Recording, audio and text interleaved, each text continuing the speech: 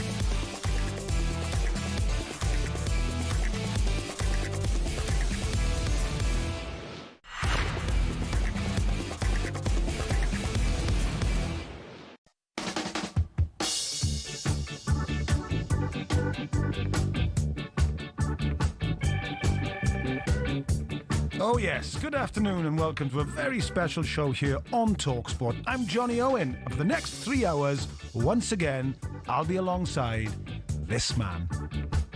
Hello everyone. Hello Jonny, how you going, mate? All right? Well, I wonder listeners. The unmistakable dulcet tones of Sean Dyche, former Everton, Burnley and Watford manager, let's go through them, Millwall, Chesterfield, trainee for Forest, Bristol City, and ended up at Northampton Town. Oh, Chesterfield, you missed the big... I missed Chesterfield. I said Chesterfield. Oh, sorry. Yeah. And the spell at Luton on loan. And a spell at Luton, was it? Journeyman. Ooh, no. Journey person. Nowadays, Journey person.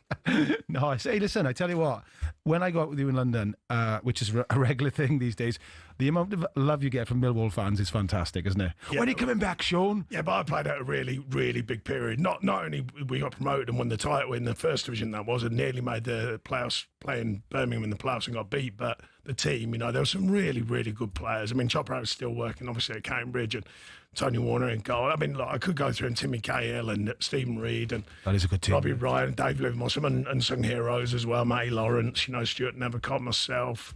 There were so many. Richard Sadler, unfortunately, had to finish through injury, and then Steve Claridge came along, Neil Harris, obviously a legend. There was so many. I could name virtually. Christoph Kinney is another good player and a great lad. Super Davy Tuttle, the lads will be happy I gave him a mention. Do you ever go back down to the... Yeah, well, we can go on to an incident that happened recently, can't we, Jonny? My life, which is a bit weird, but we can bring that up later when I'll explain Why? I was on Celebrity Go. This is the number one. I can't catch my breath.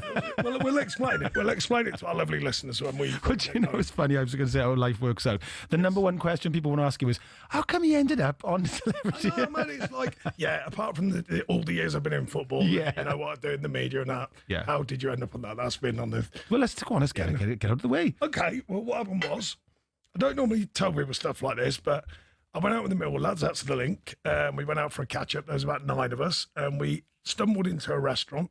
And we did stumble in. We were okay, but we did stumble in. And there were all the cameras there. So I said, sorry, lads, this is the way it goes. Like, no joke. So the lads are buzzing off it. So the producer comes over and said, is Sean in it? I said, yeah. And he said, look, we're doing Celebrity Goes Dating. Would you mind just doing like a little walk-on piece? You know, it just adds a bit of flavour to it. And I said, yes, sure. I said, what does it pay?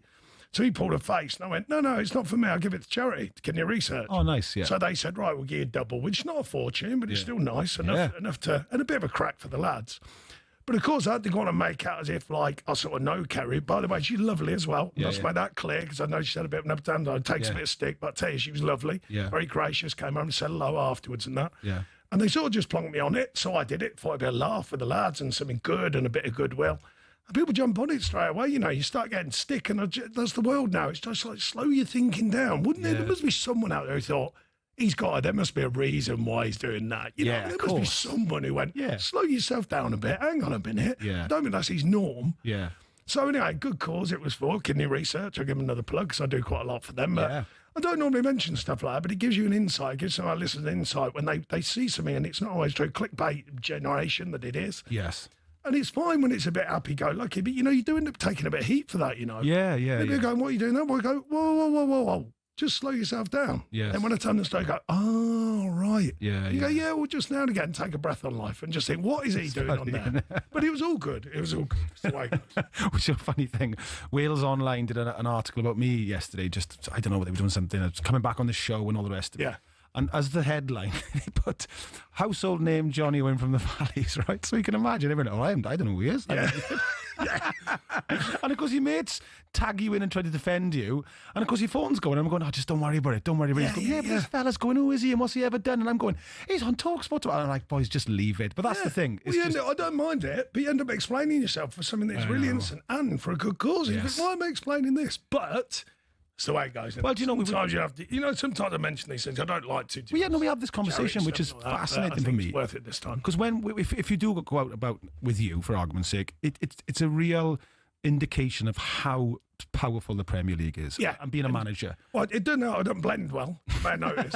You are noticeable. Yeah, if I stay quiet, they hear the voice and they go.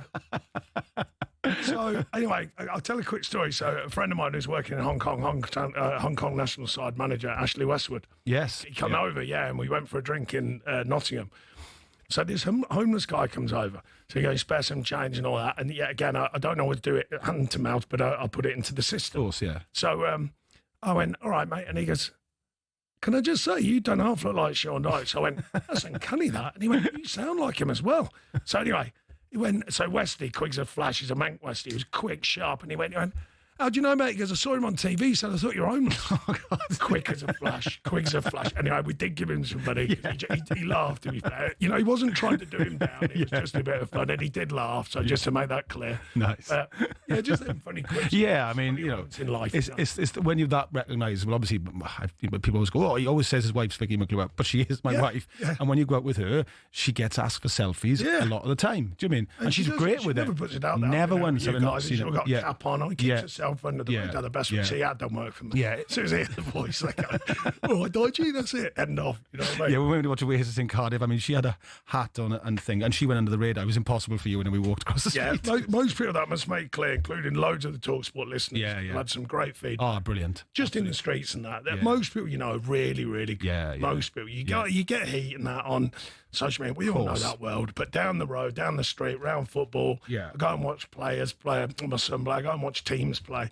And you know what? 99% of the people are really, really good. Really nice. I must make that clear. The only time I always remember made me laugh is I met you after you were like, God, I got some grief tonight. I went to watch a game and Mansfield were playing. No, I think we might have mentioned that before. The most grief I've ever had was Mansfield versus Mansfield versus Northampton, because my son was involved.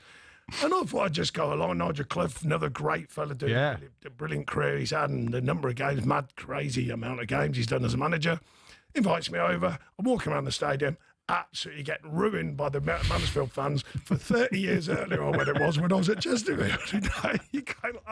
You gotta love a football fan, innit? Oh, they can hold a grudge, can't they? It's some pretty heavy stuff, you know. They just go, come on, give it a break. Because I'm only here to watch me lad play, and then I started laughing. I know a few Mansfield fans, obviously, because I live in Nottingham, and obviously Nigel's there. They're good lads as well.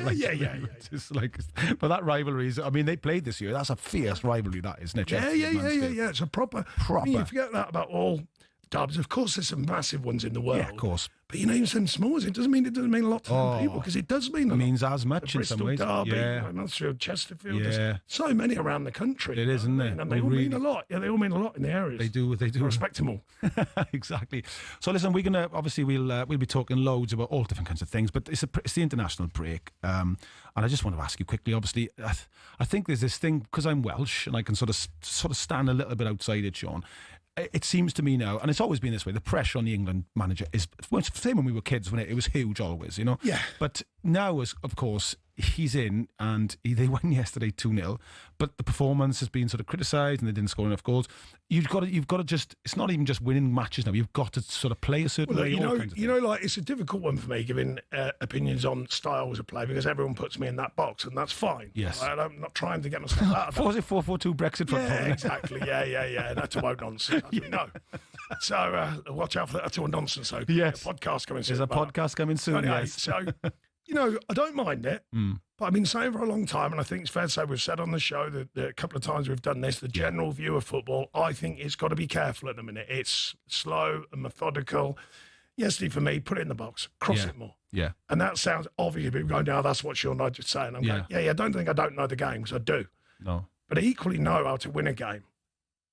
And I just think we've got all these tremendous players. Yeah. And they were sort of suggesting, one of the reports I was reading, I watched the game and said, Harry Kane was didn't really offer much to the game. And I'm going, if I was him in the old days, you sort of would look and go, oi, put it in the box. Yeah. And Harry's a top pro, obviously, fantastic goal scorer. Great player. I'm amazed at looking over to the wide and going, any danger, stop him playing around the horseshoe, play quicker forwards, get it into my feet and bounce off me, bring Ez into the game, and bring a bit of angle to it, bring a bit of tempo even, tempo. Yeah. The methodology is quite obvious, keep the ball, at all costs, but I don't think you should be playing them and having 11 shots. Me personally, if I'm Andorra, I'm thinking I've had a decent turn of it here if I've only had 11 shots in my goal. I just think, but I must go back to your point, because I think it's an important one. But winning is winning. Yes. Winning is winning. Yes. Qualifying is the most important thing. Yes. But I just think we're all looking, going, right, okay, that's fine. You win and you get through. But what about when the big guns come along? Yeah. What's going to happen then? So I'm more thinking of that when you're going, top level, how can you break them sides down? Although you could easily argue when you play the big teams, they come out more. Yeah. So the pitch is more open, the pitch is more stretched. Andorra made a good job of it, actually, in my opinion. It's tiny, I think they're 174th in the world, something like that I was reading up. Made a good job of it. I was their manager, I think, fair play. He knows how to organise them, knows it's going to be a tough afternoon. Yeah. But I just thought, for me, simplify it, cross it, put more ammunition into the box for the forward players. We'll come back and talk more about this, Sean, because this is very much what I've seen on social media, and the reaction is to get the ball more in the box, and we'll talk. But don't miss the England debrief on the talkSPORT daily podcast feed. Adrian Durham, Jim Proudfoot, and the England legend Stuart Pearce. Go on. Psycho. Go on, Psycho. On Tuesday, we'll have a little mention at the Hives. Yeah. Fantastic. React to the Three Lions performance against Andorra, and look ahead to Tuesday night's World Cup qualifier. Listen on talkSPORT app or wherever you get your podcast. This is, So, our next up, coming up next, Sean, we're going to be speaking to the Gillingham manager, Gareth Ainsworth. Brilliant.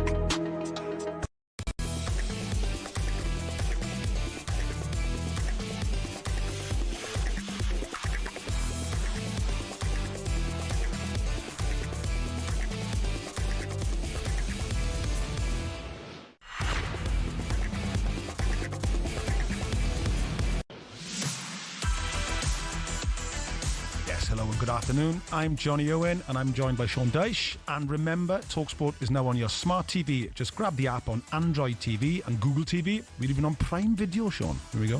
talkSPORT live on your screen as well as your speakers. Now, there's been a goal at Anfield in the WSL. Matt Jones is watching for talkSPORT. Matt. There has indeed. It's Liverpool 1, Everton 0, and it's no more than Liverpool deserve, to be honest. They've been all over Everton in this early period, and they've been getting in behind both fullbacks, and that's just how they managed to score the opener. Kapok's getting it, a lovely ball over the top, floated to her by Marie Herbinger. She then twists Fernandez inside out, cuts inside on her right foot once she's inside the area, and rifles in off the underside of the bar. Liverpool enjoying themselves in Gareth Taylor's first game in charge, of course. It's live on talkSPORT 2, this one. Liverpool 1, Everton 0. Thank you, Matt. And there's also a goal in the game between Manchester United and Leicester. talkSPORT's Natalie Pike. It's Manchester United 1, Leicester City 0, and it came for Lionesses hero Ella Toone. Of course it did, and there was some good work in the build-up from Marlon to Ziggiotti. She's looking really sharp on her WSL debut. They played a lovely one-to-one before the ball fell to Turland, who played a short ball for Toone, who slotted it into the bottom left corner. I was just getting distracted there as Leicester had one of their first, honestly, attacking moments of the game. This has been all Manchester United there in the opening 19 minutes. It's Manchester United 1, Leicester City 0. Thank you, Natalie. Now, it's been an international break for the Premier League and Championship, of course, but Leagues 1 and 2 continue. Gillingham, Sean, at the top of League 2, still unbeaten, scoring a 98th minute penalty to draw 2-2 at Bromley yesterday. But a bit of controversy about what he was awarded for. But the chap who's been leading the charge there, the manager, the brilliant Gareth Ainsworth, good friend of mine on the show. Gareth, welcome. How you doing? You okay, Jonny? Hi, Gareth, you all right? You all right, Sean? Yeah, good to see you, mate. I say, Gareth, I got to say as well, when that equaliser went in the 90th minute, I seen you running up the side of the pitch. You looked every inch the rock star, mate. The shirt was open, the hair was flowing. It was magnificent. Yeah, listen, you got to be you. You know, I'm if anything, authentic. But yeah, what a moment for us. You know, we've worked so hard this season. You know, this pre-season and everything. So that was great. The lads don't know when they're beat, and really pleased that we got that penalty. Gareth, did I hear it right? That are you pushing for like the record number of games without a defeat or something, and that's kept it alive? Yeah. I think it is, isn't it? It's going to go over 22 or 20 or something like that. Over 20. Over 20, yeah. So we're on 19 at the moment. If we get one more, we've equalled the all-time Gillingham record. Amazing. Amazing to get there with that last-minute penalty, because let's be honest, I've seen it. Listen, do you know what, Sean? I think, honestly, Gareth McLean, I think he stayed on his feet. He could have gone down a little bit earlier with a bit of a push in his back. So let's say that he probably would have got a penalty for that, but he made the right. He shouldn't have got what he did. But listen, you get him. You've been a manager. You know, you get some. It evens itself out, and you take it when you get the look. You know. So absolutely. Yeah, great. Gareth, I was just interested in that, and obviously I'd asked Sean as well. You were just talking about you had a good pre-season. How important is that, and is that sort of a massive part of the momentum you've taken into the season? Yeah, huge. What we worked on really hard in pre-season was the mental and the identity side. It's really easy to say this, but I've got a good set of players, and the modern day player, they're all fit, they can all play. Yes, you work on some patterns and some organisation, but what I realised at Gillingham was they hadn't had an identity for 2 or 3 or 4 years. They hadn't had this mental strength, this resilience that you've got to put in teams. The mental side for me is so important. It's as important as any of the other components you can have: physical, tactical, technical. The mental side is neglected in some areas, and we really, really worked hard with presentations, identity, you know, reiteration of what we are. And because I'm a big believer that when things are going well, it hides a lot of things. But when things go bad, you always need something to fall to. And being a Gillingham player, knowing what that means, was really important for me to instill in the boys. And luckily, we have not had to fall on it yet. But yeah, we're a together group, really, really, really together. And what have you shot? I mean, pre-season, what did you do? Anything specific? Did you sort of take the players away? Were you one of those, or did you do something? No. So again, you know, back in League 2, it's been great. I've loved it. We had the option to take the boys abroad or do up the changing rooms, and all day, every day, I would choose the environment. You know, I think again, one of my key things is if you come into a place and you feel like you belong to the place, even stupid things like putting the nameplates of the boys up, so when they're coming in the morning, they see their name in their place, they know they belong there. I think you get a little bit more at your boys rather than going away on a trip to Marbella or wherever it was for 3 days, spending 30 grand, and then you could have done that in the dressing room. It was a no-brainer for me to improve our environment. And I just feel like it's just been let go for a few years, and it just needs dragging back. So that was a big start for me. We did pre-season in Kent, and yeah, we're reaping the rewards of this belonging now that everyone feels like part of the team. Gareth, when I was at Everton, they just put temporary, instead of manager or Sean Dyche. I just think, well, maybe. Like it's a maybe with some question marks next to it. Brilliant, mate. Brilliant. No, brilliant, mate. It's brilliant what you're doing. It's brilliant what you're doing. I know you probably learned a lot from, a spell at QPR, which is probably a bit of a tricky one. And you're going back to Gillingham. I played at Gillingham many times. Good club. Like it a lot, and I'm so pleased that you got it going down there. It's but I couldn't agree more. People throw that around a lot with managers. They go, well, you got to change the culture and environment. They say it like you just flick a switch. You don't. As you know, the mentality. So you've got to change the mentality, and they just literally throw it around as if it's nothing, and it means everything, by the way. It There's does. some Premier League clubs, which I'm sure we're going to speak about, which could do with that, in my opinion. And as a manager, you've got to come in every day and live that identity and live that person as well. So it's not easy for the manager. You've got to be that person, even when it's going tough or things are going against you. The boys, you're the leader, and it's so important to get this culture going. And as you say, Sean, you can't just switch it on and off. This is a time thing, and well, how often do we get time to do this? And that's the problem. So, but no, it's going okay, and touch wood, we can keep this run going. I didn't really answer your question, but I can tell you, pre-season is very, very important. I've taken over halfway through, and it's a way different journey. That is. If you get to pre-season, you might be able to change the squad if you've got finance, or you've got players out of contract. You change the squad, change the feel. Then you get your work done. And I think that's tangible. Well, I think our pre-season at Everton, because of the 10-point deduction, was invaluable to keep the group together. They all knew each other, we'd done the work, and they all knew that would be something for us to anchor ourselves to take us through a really tough period. You hope for talent, of course, but what happens the days when talent's not working? You need to be strong, fit and organised. You need a group of players who all look in the right direction. Yeah. And Gareth, you've just talked about bringing the here. I suppose it's just so important to get the momentum of a good start as well if you want to sort of challenge for promotion. Yeah, we're really lucky. We've got a group who, when I walked in, they were decent players. They weren't the playing and the technique and the tactics. That wasn't in question. It was this identity. So now we've instilled this never say die. We don't know when we're beat, and it's very much like my time at Wickham in the early days. We're scoring so many late goals. Like even at 2-0 down yesterday, I'm thinking, we're going to get back in this. One goal and we're going to get two. We could get three. And the feeling, you can feel it. It's something that around the dressing room is great. So we've had a late winner, late equaliser at Accrington, late equaliser at Tranmere, late equalisers yesterday, late winners. We seem to be on something special. And the boys, honestly, I've got to give them so much credit. They have never ever questioned anything I've asked. They've got on with it, and I've always said to them, if it goes wrong, I'll take the hit. But you lot are doing so well, and momentum is a word that, it's a buzzword, isn't it, in football, but it does mean something. We do sessions on momentum. So, great to see this continue. Gareth, I'm so pleased for you, mate. Good luck with the rest of the season. Thanks very much for coming on. Great to speak to you, Sean. Cheers. Top man. Cheers, Jonny. Bye-bye. Thanks, Gareth. Cheers, mate. All right, there's been some more goals in the WSL, Sean. There's been a goal at Anfield, and talkSPORT's Matt Jones is there. Matt.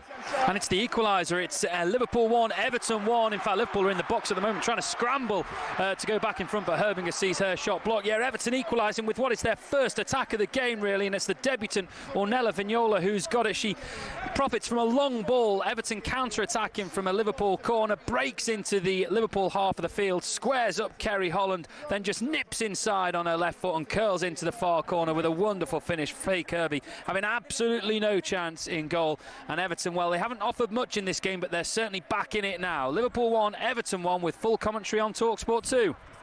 Thank you, Matt. And another in the game between Manchester United and Leicester. Natalie Pike. It's Manchester United 2, Leicester City 0. And it was Elizabeth Turland with her first WSL goal of the season. But that is her 5th of the season so far, after she got 4 in their 2 Champions League qualifiers. So it came from a great cross from Riviera. She's the right back. She was about 35 yards out, and she delivered the ball right to the head of Turland, who was in the box. I mean, she was pretty much unmarked. She headed the ball right home. Leicester are really struggling to make this competitive so far. It could be a really long day for them. It's Manchester United 2, Leicester 0.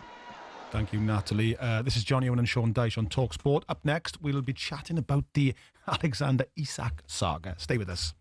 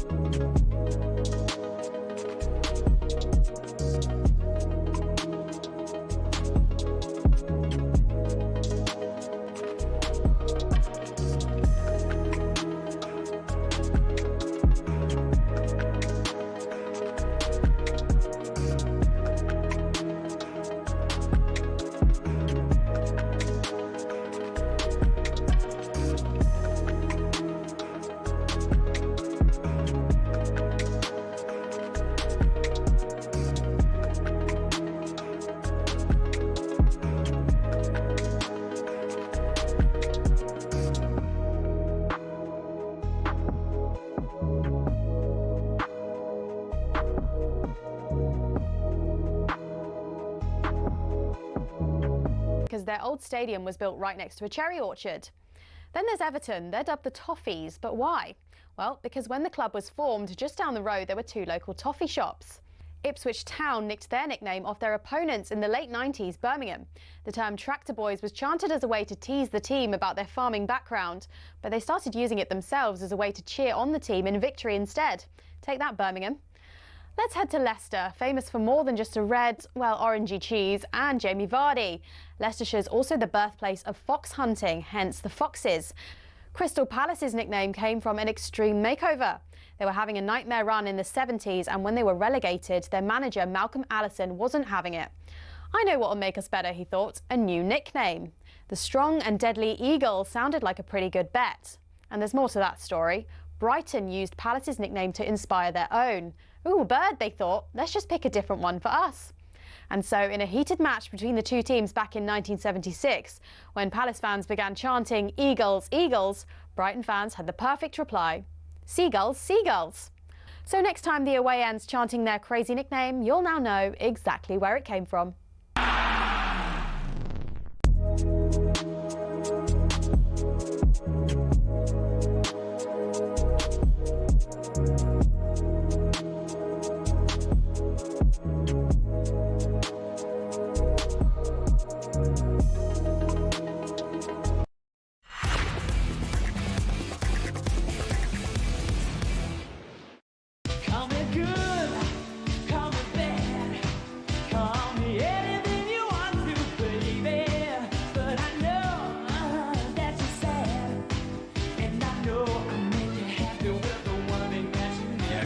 warm up with Jonny, Owen and Sean Dyche on talkSPORT. I call him the patron saint of Day Fever, the discos that do George Michael and Oh, legend. they go mad for it. Do you know what I mean? Yeah, absolutely. It's a proper tune, that, isn't it?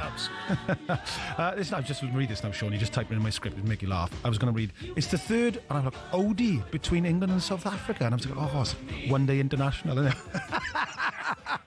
Anyway, well, I know. Yeah.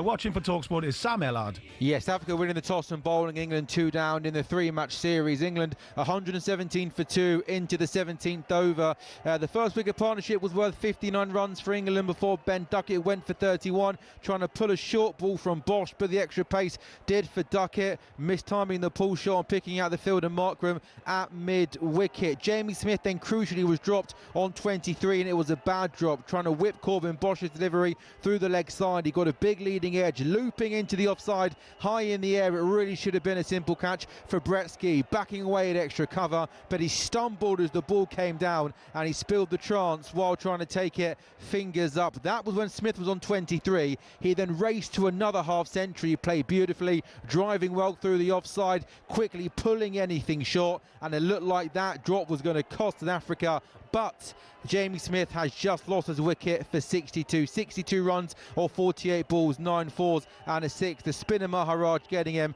trying to come down the wicket, trying to go back down the ground. All he could do though is pick out the fielder Bosch at long on. So Smith goes for 62. Joe Root has 17. Jacob Bethel is the new batsman in at 4 into the 17th over. England going along nicely at 117 for 2. There we are. We're very lucky to have Sam Ellard, who knows his stuff with cricket there, Sean. But what's going on in the WSL? Let's find out what's happening between Brighton and Aston Villa with Charlotte Richardson. It's Brighton 0, Aston Villa 0. Deadlock yet to be broken, but almost a calamitous moment for Brighton's defence earlier on. Villa's Kirsty Hanson had been receiving treatment after an earlier clash.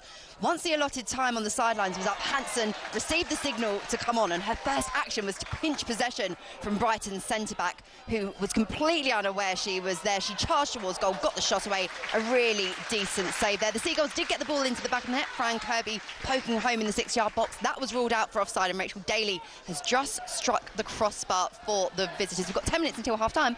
I'm hoping for a goal to tell you about. Brighton 0, Aston Villa 0. Thank you, Charlotte. And Angelina Kelly is watching Tottenham versus West Ham. What's happening, Angelina?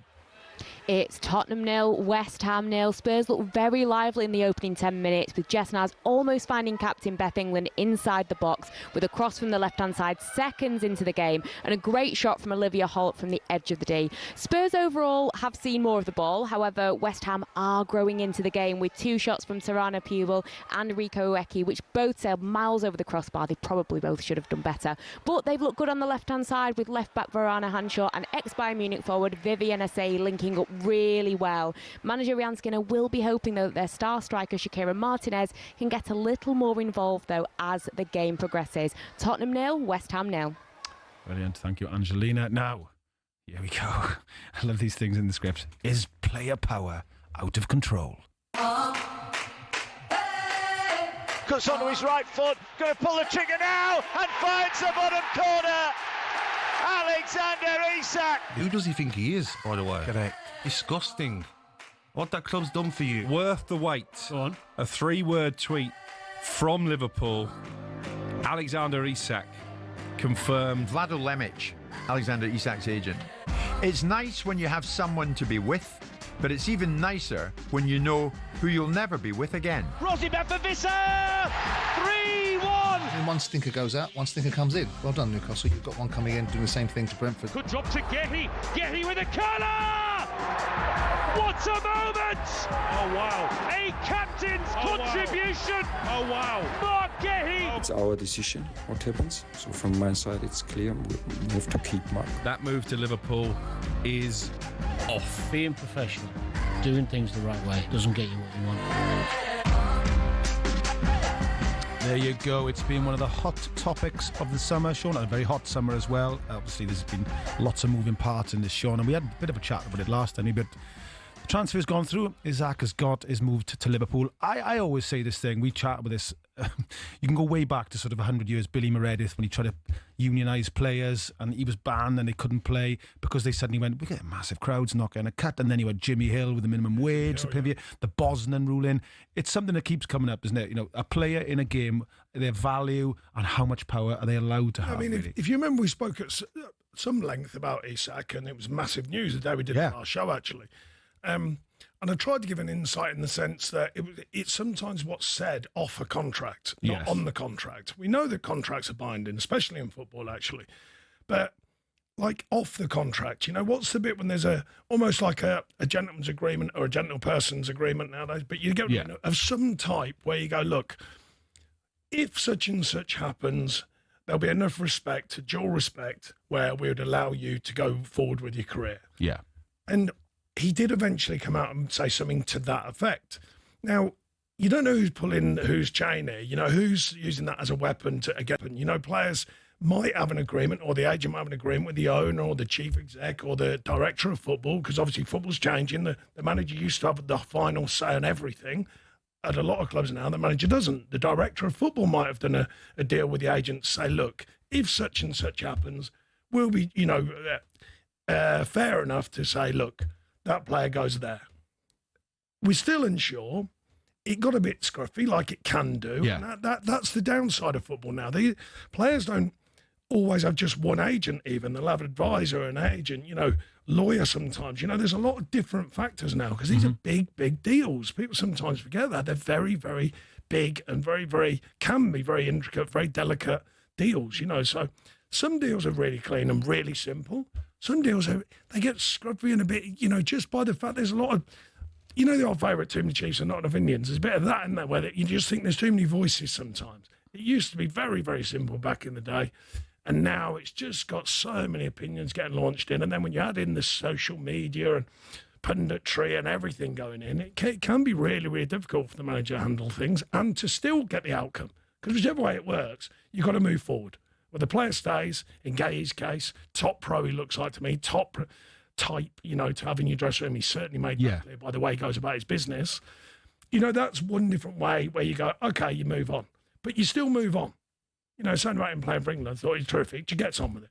You know, you still move on. Whatever happens, it's got to move on. And it moves on fast, football. So there has to be an outcome. And they have all these situations, have found an outcome. So these clubs now go, right, that's it, we move forwards. Yes, yeah. And is there kind of like an inevitable sort of food chain thing about this? For example, obviously Liverpool are the champions, you know, arguably one of the biggest clubs in the world. Newcastle, another massive club, but not champions, League Cup winners. Yep. So for argument's sake, you know, they and then you got Brentford. So Newcastle take Vissa from Brentford, and then, you know, Newcastle get annoyed because Isaac goes to Liverpool. But is there an inevitability about where that great story we were talking about where Ferguson says to Ronaldo, doesn't he?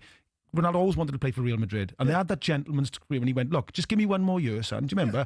And I'll let you go to Real Madrid. So those are the kind of conversations you can have with a player. Yeah. Oh, yeah, I think they are. Yeah, especially when there's a good bit of trust involved. You know? Yeah. It's obviously helpful if you manage at a club for a longer period because you can gain trust and you grow with trust in that moment. It can get complicated, you know, but sometimes it's simple. But I mean, there's no exact moment in time when apart from the ones that just happen, you know, sometimes everyone can see it happening. There is dead obvious. One club sells to another one. And I agree. You know, the thing is when you give an opinion like this, because of the madness of clickbait and the modern world of clickbait, people start misrepresenting what you said. Yeah. So I'll make it clear. Yeah. In my opinion, Newcastle are a fantastic and a massive football club. I agree. But so are Liverpool. Look at the depth of the history of winning things. Yes. That's one of the biggest differences. Not who's got the best fans, who's got the strongest fans. Yes, absolutely. Look at the depth of history of factual winning things. Yes. Trophies in the cabinets. Yes. Eventually, if you're a player, and of course, a lot of people talk about players changing their mentality and all that. It's difficult to not change your mentality. Some of the money they're being, you know, they can earn. Yeah. But they still want to be part of true success. And true success, in my opinion anyway, is not your bank account. True success is what brings that bank account, and that is winning things. Yes. Not always nowadays in football. I'm well aware of that. Some players earn an enormous amount of money, don't win anything. Yeah. Doesn't mean they're not trying to win things. But they go to clubs where they can win. and win things for themselves, for their team, and be part of the fabric of football. And that's what happens if you win something. You're part of the fabric of football. Because it was such an anomaly, really, when Shearer went to Newcastle rather than Manchester United, because he's a Geordie boy. So some players have a very sort of like, he's from the... Genuinely so did turn down. He feels it. He's been great this summer talking about, like, it's a good... But the thing is, like you said, is that at that point in their career, if he'd gone to Manchester United, he would have won more titles. Well, almost definitely, yes. And added to him. Yes. Very likely. I mean, absolutely, what a fantastic player. Unbelievably good player, So, but he made a different kind of decision. Yes. I could only imagine. I haven't spoken to him at length about it. No. I know Alan a little bit. But I haven't spoken to him. He's a very proud Geordie boy, isn't he? Exactly that. Yeah. Sometimes it is just that emotional tie. You grew up on the terraces. On the Gallagher. The Gallagher. Course, on the streets, smelling it, feeling it. Of course. And when someone says, right, we want you to come and lead that. Yes. And you're Alan Shearer, he probably went, okay. Yeah. I'll do it. Yeah. And that's a different kind of emotional. It is, That doesn't mean... We certainly know there's no lack of winning edge to Alan Shearer. I can tell you that. I nearly used a bad word there. There is no lack of that. He's 100% sure he's committed to win for himself, his team, and everyone around him. But he obviously got over almost the power and the pull of playing for your club or your local club, and is so powerful. Some players, they'll do it. That it overrides everything. Yeah, it overrides it. Yeah. It overrides it. Yeah. Brilliant. Listen, remember, you can send a WhatsApp voice note on 03717 223344. We've had plenty of brilliant questions for Sean every time he's been on, and we've got an exciting new podcast, Sean, launching, haven't we? So get those questions coming in. We'll have to let the listeners decide if it's exciting. Yeah, exactly. I hope it's 0 listeners. Yeah. But we'll use them on the podcast that we're going to be doing the next few weeks as well. Yeah, so voice note your questions to, I said, 03717 223344. We'd love to have humorous ones, doesn't matter. This is the warm-up on talkSPORT with Travis Perkins doing what matters for the trade. Find out more at travisperkins.co.uk or download the app.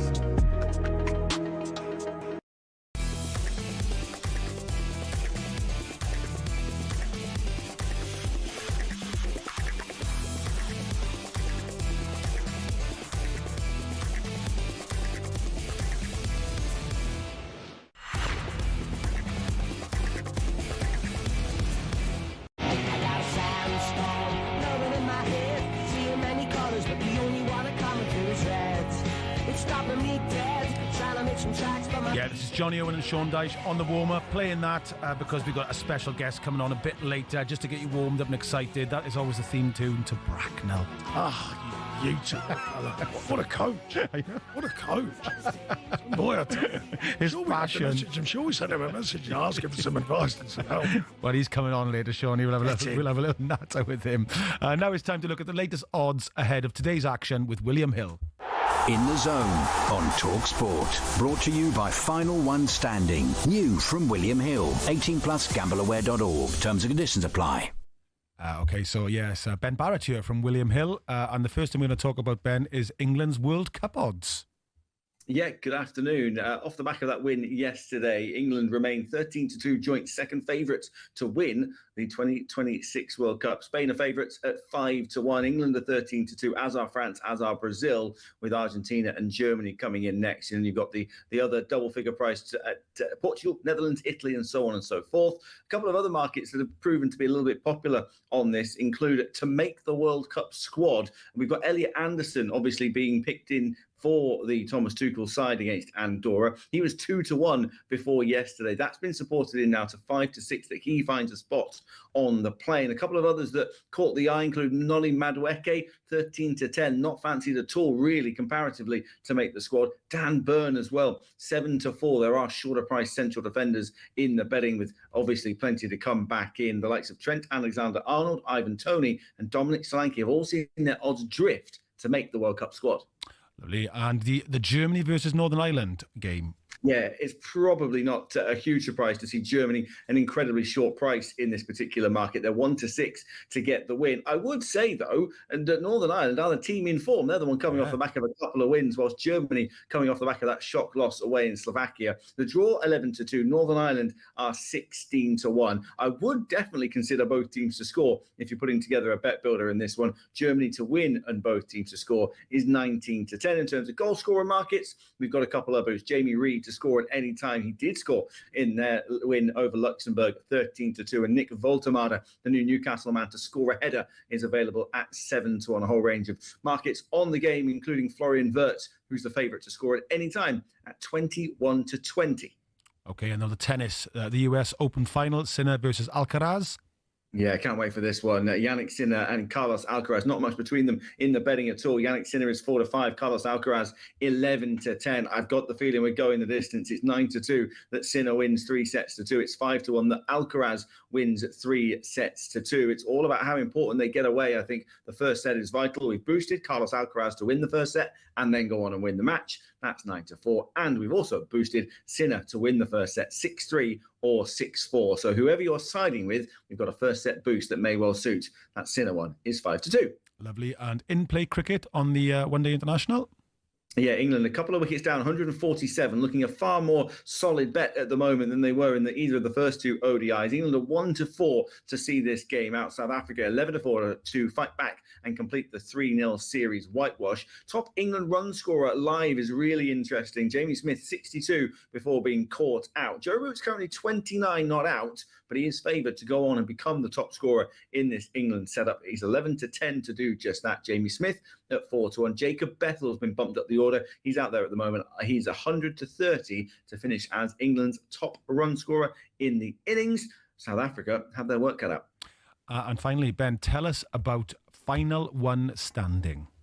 Yeah, I know we're in an international break, but the domestic stuff rolls back around quick enough. And so we've got a brand new Final One Standing jackpot available to all players, whether you're still in one of the original leagues, including the £500,000 jackpot, whether you've been eliminated like me for picking a wrong selection at one point or another, or whether you've never had a go before. You can go to the website, go to the app, opt in to Final One Standing. Each domestic Premier League week, pick a team to win, and if they win, you're through. It's as simple as that.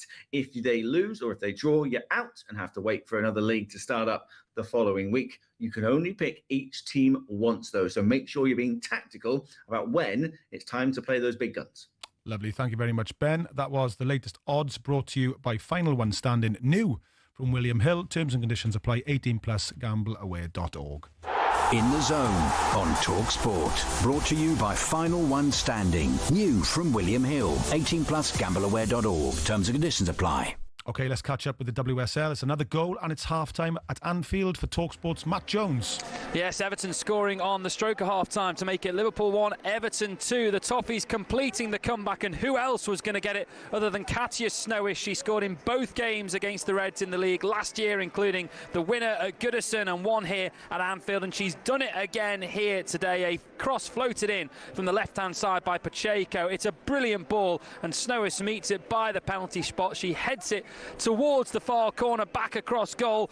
There is a big hand on it by Faye Kirby, but she can't claw it away and keep it out. So Everton scoring on the stroke of half-time to make it 2-1. Earlier on, Liverpool had gone ahead through Capox, who had gone down the line, cut in on her right foot and fired in off the bar, and then Everton equalising with their first attack of the game after 23 minutes when debutant Ornella Vignola cut inside herself and whipped a shot into the far corner. Liverpool have had the best of this game. Kerry Holland in particular is causing a lot of problems down their right-hand side, but it's Everton who go in front at the break. Liverpool 1, Everton 2.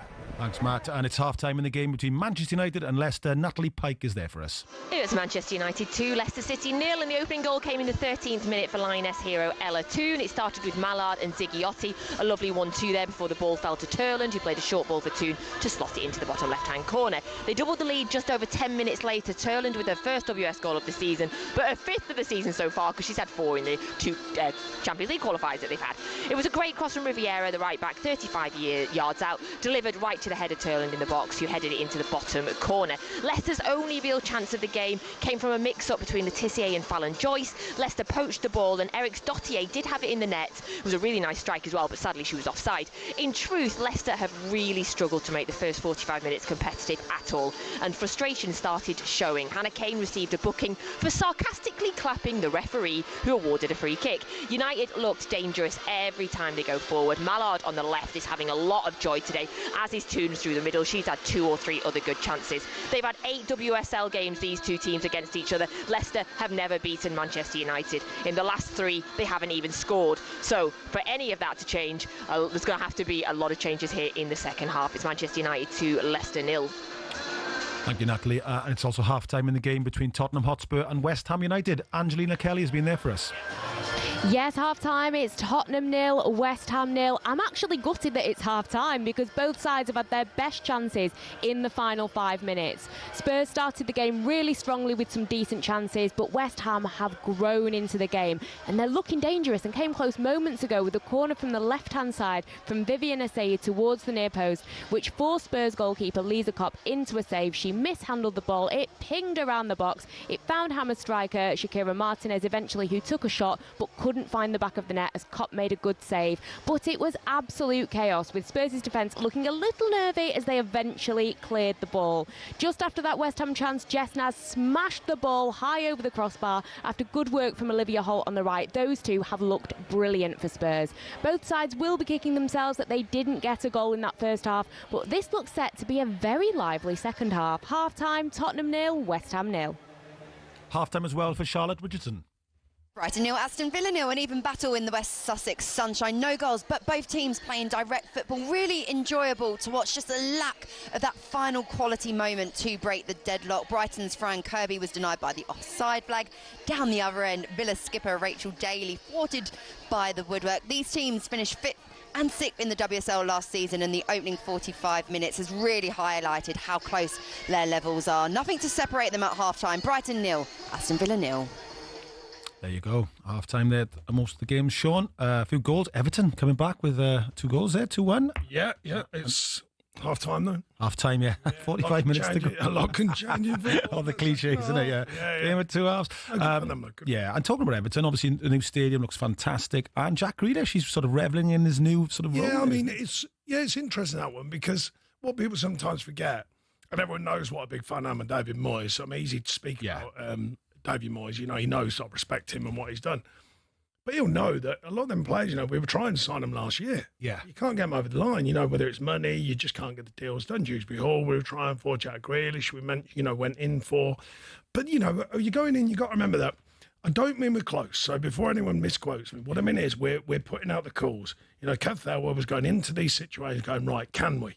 You know, and you get in there earlier and you just keep registering your interest. And, you know, you can't sign everyone. And they've come in and they've done great. There's other players who are doing great. You know, some of the players are already there. Michael Keane's back in the side, Yes. whether it be the injury to Jared Brunswick, of course. But I tell you, top pro. I spoke highly of him when I was on the show. But, you know, he signed some very good players. And I think Grealish, not questioning Pep Guardiola or their style at all, but Pep wants you to pop it and move more. Whereas Grealish, he carries it, doesn't he? Yeah. And he's carried it well so far. You know, maybe that bigger fish in a smaller pool suits him. I don't know yet. But I think he's a fantastic player, I will say that. And I think he started fantastically well. And one player can rub off another players. It gives other players more belief. You know what I mean? It's not just... can bring good players to be very good players by having another player around them. Yeah. You know, the famous Napoli side with Maradona. Yeah, of course. But you look back at that side, Yeah, look at the players who are around it. Bale with Wales. Yeah, of course. Massive for us. Yeah, You know what I look mean? at some of the sides them got, and they just almost rub off. They do. Hopefully, he will be that for Everton and continue it, you know, because he's been waiting, he's been nearly there. Yeah. And hopefully he'll have his wings out and spread them and do well for Everton. And he certainly started the season very well, that's for sure. It does bode very well. So listen, don't go anywhere, because we'll be joined live after the break by former Wales manager, now head coach of Liverpool under-21s, our dear friend, Robert Page.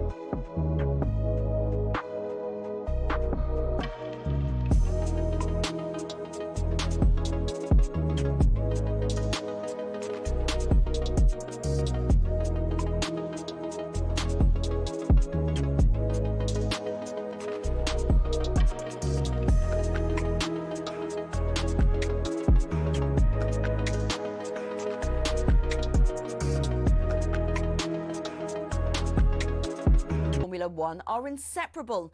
They're the only team in the sport today to have competed in the first World Championship in 1950, are the most successful team in history, and have built some absolutely gorgeous cars.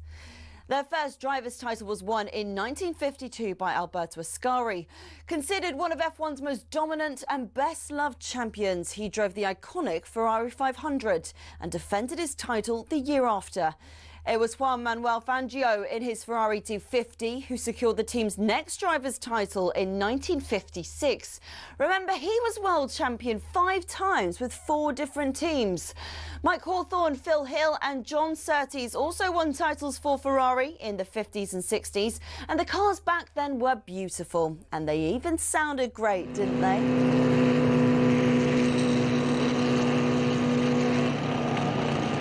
Anyway, Ferrari went 11 years without winning a title until Niki Lauda won in 1975 in the iconic 312T. Throughout much of the 80s and 90s, though, Ferrari looked like they'd never go all the way again. Le Professeur Alain Prost came pretty close in 1990, but lost out to his bitter rival and former teammate at McLaren, Ayrton Senna. It was only when John Todt recruited a swathe of staff from outside of Italy, including Michael Schumacher, that the glory days returned 21 years after their last driver's title. The turn of the century saw the prancing horse sprint to an unprecedented 5 consecutive championship doubles. And after Schumacher left, Kimi Raikkonen reclaimed the driver's title immediately. But despite employing 1,500 people, the Iceman remains the last Ferrari world champion. So, 16 constructors' titles, 7 more than McLaren, and 15 drivers' titles, 4 more than, again, McLaren. Ferrari are truly Formula One's top team. Forza Ferrari.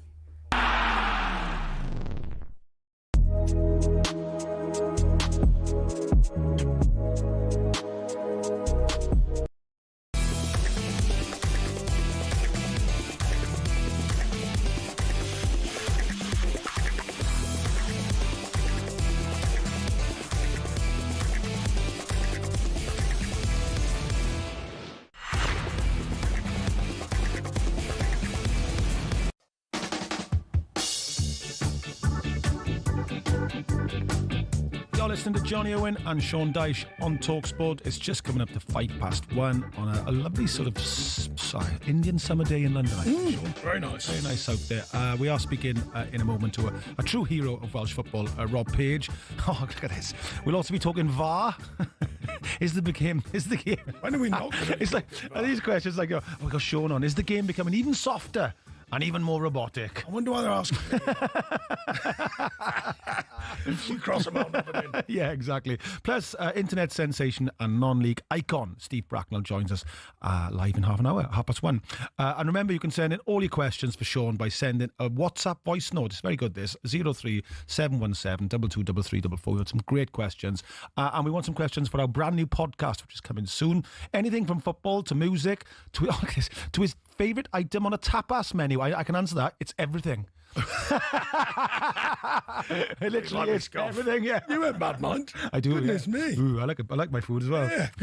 Goo. That's for Aussie. Listening now, actually, on my mate last night. Yeah, that's for our brand new podcast, which I'm looking forward to doing. Actually, it'll be good. Yeah, no, it'll be a good crack. Yeah, we'll be answering all the questions you want to, and just talking about lots of things: football, a little bit of life, music, culture, music, all the rest of it. Hives the other night with Psycho. You went to the Hives, didn't you? With Carolyn's lovely message. Yeah, yeah, it's really good, really good. Really they played the. I was there yesterday at the Outer Net, the place just under Tottenham Court Road. It's a nice. No, that's where we were at. Yeah, it's that's nice. where we were at on Tuesday. It's a nice venue, isn't it? Yeah, it's like one of our album releases, but it's really good. Pierce, first time he said him, really enjoyed him. Did he enjoy it? Yeah, really enjoyed it. Because he's a real connoisseur of music, isn't he? Oh, brilliant. He got me into it many years. We did tell that story. Yeah. 89 or 90, I think, Spirit of Destiny at Rock City. Spirit of Destiny. He got me on the gig bus and got me going. Did he? Never looked back. Another iconic venue, Rock City. Yeah.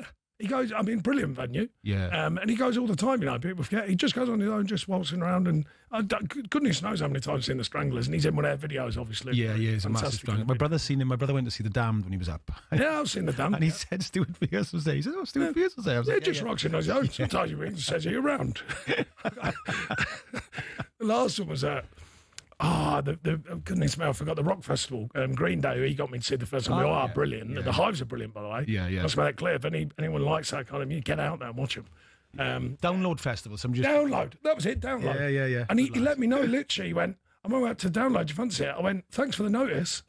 It was a night, it was me and you in Nottingham. Watched the bootleg Beatles. Oh, they were good, weren't they? I know, but I went, Pierce, you just rang me like, I went, all right, son, see you later. I went, all right, cheers, mate. That was it. Yeah. The bootleg Beatles. I went to, that's YouTube job, but I went to Las Vegas. You've been to Vegas. I have. And they were playing one of the massive casinos there. Yeah. Sold out, couldn't get in. Yeah, they are very good. Huge over there, aren't they? Yeah.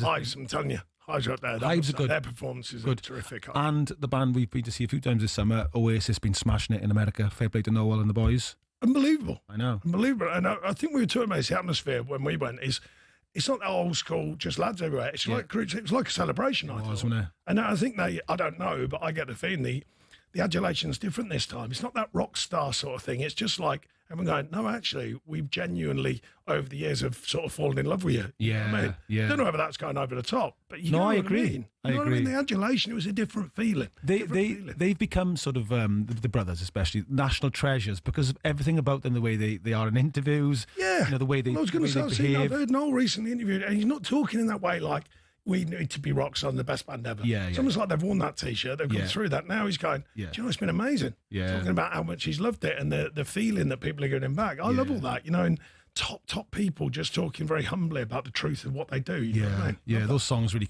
they just connect, don't they? Those, Yeah, anthems. It's like, what a set list as well. You're like, banger, banger. I know, nobody's going to the toilet, they said they were kicking. Sabin, I saw them recently. Hills Apart, they were terrific, as they always are, you know. Yeah, yeah. Some great live bands out there. It is, isn't it? Inhaler, young group coming through. Yeah. Inhaler, brilliant. You know, I mean, the Blossoms, obviously, because I'm in their video. Oz, best song they've got out.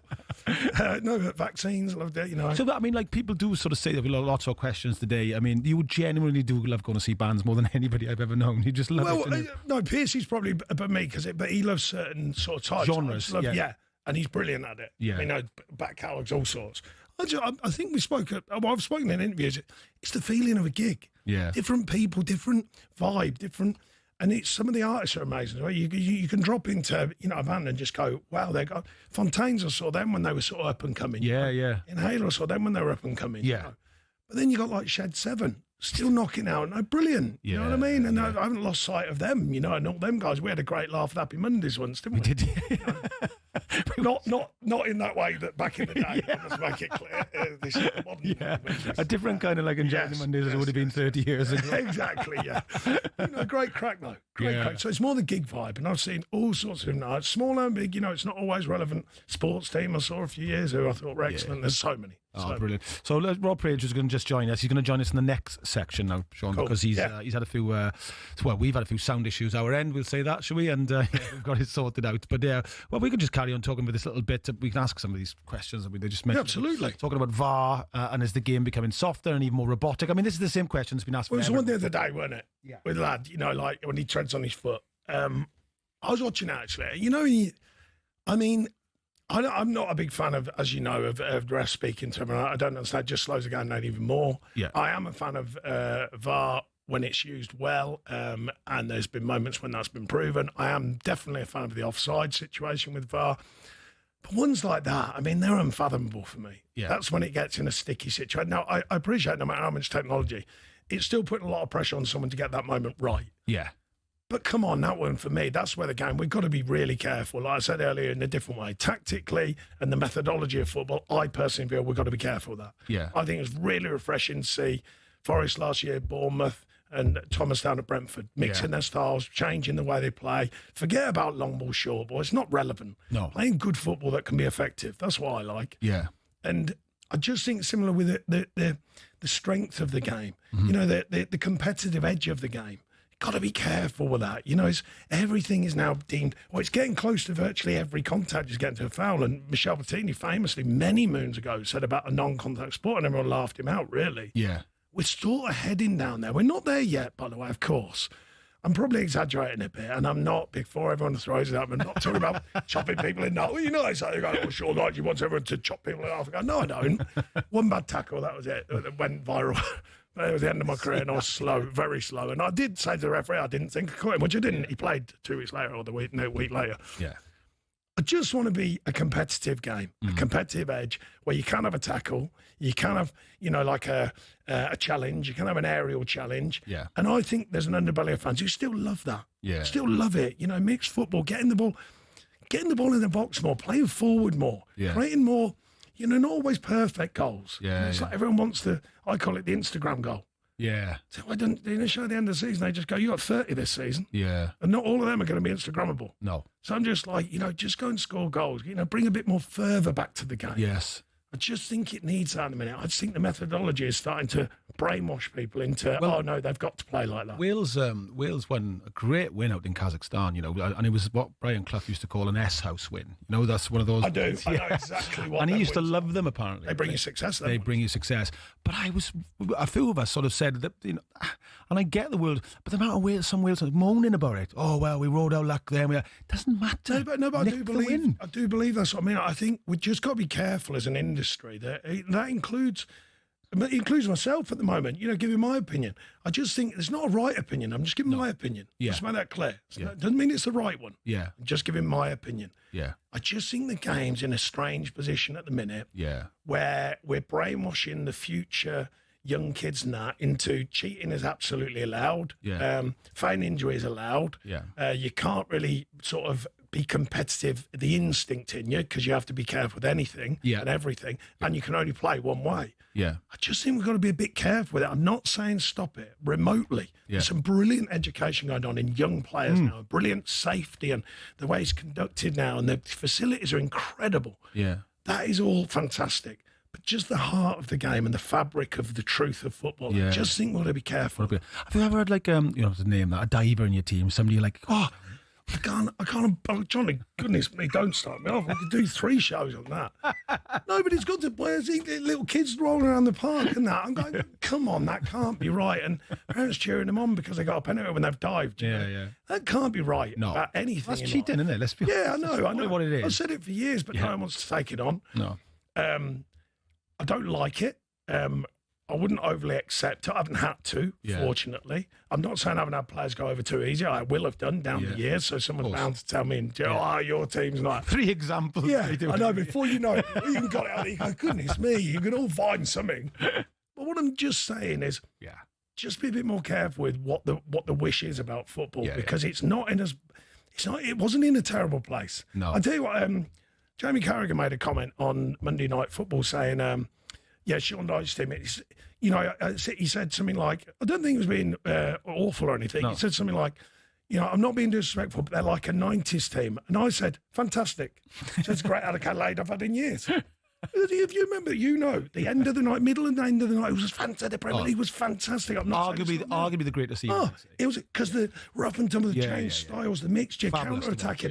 Well, it's what made it the worldwide brand it is now. Yeah. There's a reason for it. When he said that, I went, fantastic. Said, best compliment I've had in years. Yeah. So it's fair though, isn't it? Because I think everyone thought I was going to have a bite. I went, there's no reason to bite. Yeah. That, in my opinion, is a very good compliment about your side. I agree. I couldn't agree more. It's a bit like the 90s. It was also great for music, great for football. What a connection there. There's a reason why we planned it. Yeah, there's a reason why Oasis are massive. I know, we're loving it. No, exactly. There's another goal at Anfield. Matt Jones is there. There is. Liverpool 1, Everton 3, and it's another goal for the debutant Ornella Vignola. A bullet header at the cop end from Pacheco's cross coming in from the left. Vignola meets it perfectly and it cannons in off the underside of the crossbar. Everton, remember, were 1-0 down in this game, but it's also worth remembering that Brian Sorensen has not lost in his last 6 league derbies. It looks like it's going to be 7. Everton leading now. Full commentary on talkSPORT 2. It's Liverpool 1, Everton 3. Oh, that was great. Sean just went, Liverpool 1, Everton 3 went, A lot can change in the second half. See, people think that's a negative. You say, now they go, we might have meant the other way. There's a nice little trick there. It's not a trick, actually. I was doing that, in the penalty shootouts. Yeah. I was going, keepers left. Another goal at Anfield. Sorry, Matt Jones.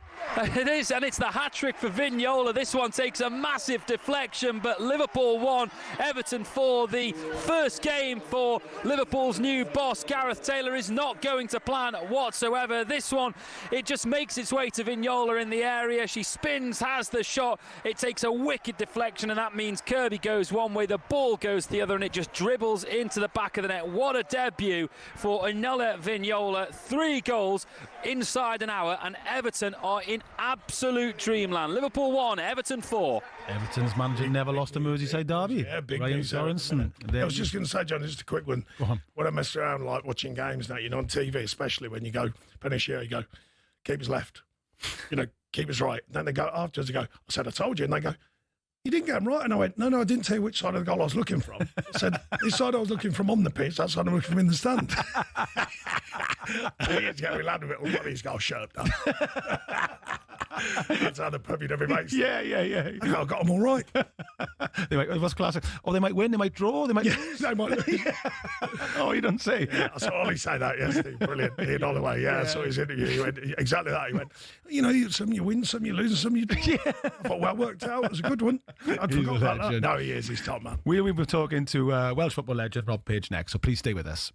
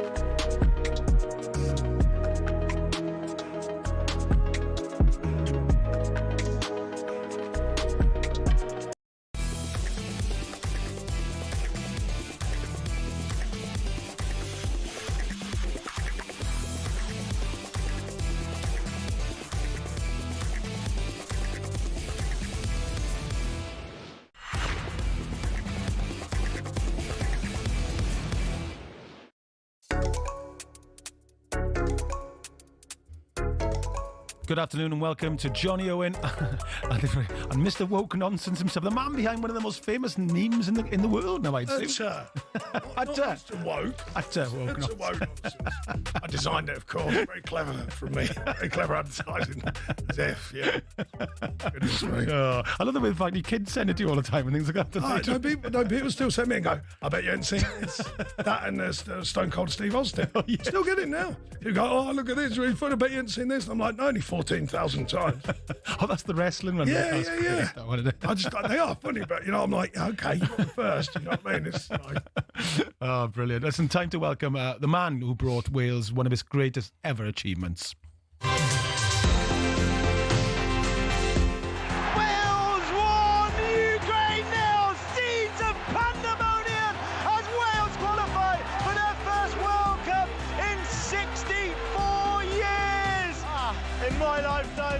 Seen it. There are tears. I can see grown men in front of me hugging each other. This is what it's always been about. Welsh football This will be etched into history. The likes of Neville Southall, Dean Saunders, John Toshack, Ian Rush, they never made it to a World Cup. But Gareth Bale, Aaron Ramsey, Joe Allen and Wayne Hennessy, their names will be etched into Welsh folklore. Wales 1, Ukraine 0. Oh, one of the great nights of my life, John. I can't believe it's 3 years. Imagine. 2022. Yeah. Oh, how quickly time goes. The manager at the time is a dear friend as well, and what an achievement that was. And he's on the line with us now. Rob Page, welcome to the show. Good afternoon, gents. How you doing? Hey, mate. You're looking tanned and well. You're looking like you've had a bit of a break and enjoyed it. Yeah, actually, I've not been away. I've not been able to get away this 4 days, but we have had a little bit of a break. Roles reversed for me this time. Normally, this was my busy period. Of course. But now to give the lads, we've had a little bit of time, 4 or 5 days I've given them just to re-energise and get ready back in tomorrow. So looking forward to it again. So, Rob, when you listen to that back, obviously, you know, time gives us a bit of perspective, and you take a step back, and your time in Wales, the only Welsh manager to ever qualify for 2 major tournaments. I mean, you know, a time cost from getting us to 3. It was a penalty shootout. I was there, you know, that night. Yeah. You must think it was an incredible achievement, an incredible time for you. Oh, I count myself really lucky, Johnny. Like you were there as well. You saw it, and you were part of the experience as well. And I was lucky to share those memories with us. I stepped up probably at the right time. I think it was on the ascendancy anyway. I think Ryan was making changes to make us better, to make us a better outfit, to make the playing style better. He brought in a good coach in Albert, who's Mikel's assistant at Arsenal, one of the best coaches I've ever worked with in football. And I always give other managers credit as well. I was just the lucky one to see us across the line, you know, and that's not undermining what I did, of course not. But yeah, it was an incredible 7 years that I had working with him, and even just listening to the footage back there, it still makes the hair stand up, and an incredible experience. I just want to ask you, just because, you know, he's the man, me and Sean often talk about him, just how good was Gareth Bale to work with in that Wales setup? Yeah, incredible. And like I've said, I've made it public before. You know, I used to say to Gareth, "You tell us what you need." You know, at club level, you can't do that. If you're trying to instill a culture of working hard and you earn your place on a Saturday afternoon, you can't do that at club level, as Sean will tell you. But international is slightly different. I didn't have a second Gareth Bale to say, "All right, well, if you can't train Thursday, then you're not going to play." I used to say to him in the medical team, "Right, I need him Saturday afternoon or whatever time the kickoff was. What have we got to do to get him on the pitch?" Because that's how important he was for us. And I've said it time and time again, not only what he brought us on the pitch, but as a role model off it for the younger players. For some of those players coming in from League One to look up at Gareth Bale, he made it so easy for them. Just talking about that, actually, Sean was talking on about a good player like Grealish is having a little bit of that effect in Everton, where they can bring other players up, can't they, Sean? Yeah, Rob. They just it's something to explain. They just instinctively. I don't mean they're literally coaching them. Yeah. You remember the famous story? One of the obvious stories is the Cantona one. Yeah, of course. Forget about his flamboyance and his amazing sort of character. But, you know, the one about the bag of balls, and they said all the young kids, the class 92, started seeing him going out there with a bag of balls. Yes. Find a ball, get a wall, stay cool. Supposed to say, you know, just wrapping it off the wall, finishing, scoring, you know. Yeah. And all the kids started doing it. And it just rubs off. You know what I mean? And I think one thing I'd like to ask you both, actually, I always got this feeling down the years, even when I was a kid, when you play for Wales or you're in that camp, I might have this wrong, YouTube can probably tell me, I don't seem there's many big timers. It always seems that, you know, as people, I mean, you know, big timers like Giggs and Bale, but they always seemed really humble when they were playing for Wales. I don't know why, you know what I mean? It just felt like there's always that commitment to the badge. I know it's smaller numbers-wise as a country, but you get what I mean? Yeah. I don't know whether that's right or wrong. There always seems to be a humble edge about the Welsh sides and the Welsh players. Yeah. No, you're spot on, Charlotte, and that's great that you've observed that from the outside. And it is exactly that. You know, Gareth used to say, look, leave your egos at the door. There's no egos in this changing room. And that's what we used to pride ourselves on. The lads used to love, you know, turning up on camp. The first day training was always electric. It was always brilliant to be a part of because they were just so pleased to be back on camp, firstly. Secondly, to be around each other as mates. You know, the environment was as good as I've ever seen in football. And I've played in some good teams. But that was special. And you're right, it is all about that. There's just leave your egos alone. We're all one. We're all equal. And they were desperate to play for their country and do well. And they did, they certainly do. And it was great. I remember we had many chats, Rob, and me, and we were talking. And it was one of those strange things. Obviously, you know, you ended up becoming the Wales manager because, you know, there was a situation arose and you had to step in, and then you got us over the line and we qualified for the Euros and the World Cup. But I always remember having a chat to you because obviously you'd been at Forest and the academy working, and I remember you saying to me, I really like working with kids at the under 21s. That's where I really, as well as this, you said obviously I love, but that's where I think. And now you've gone back to Liverpool at the under 21 role. It's very interesting. You've sort of gone back where, you know, somewhere you feel really at home as well, I suppose. Yeah, I think I really enjoyed my time with the Welsh under 21s, and looking at the players that I brought through. I think there was about 15 in total, Jonny, that I brought through, and I really enjoyed that time working with the 21s. And it's just funny now how I've gone back into it. I always wanted a project. I didn't want to just go back into football for the sake of going back in, and then you find yourself 6 defeats and you're under pressure, and you go back into that cycle again. And when this opportunity fell on my lap, it was really exciting.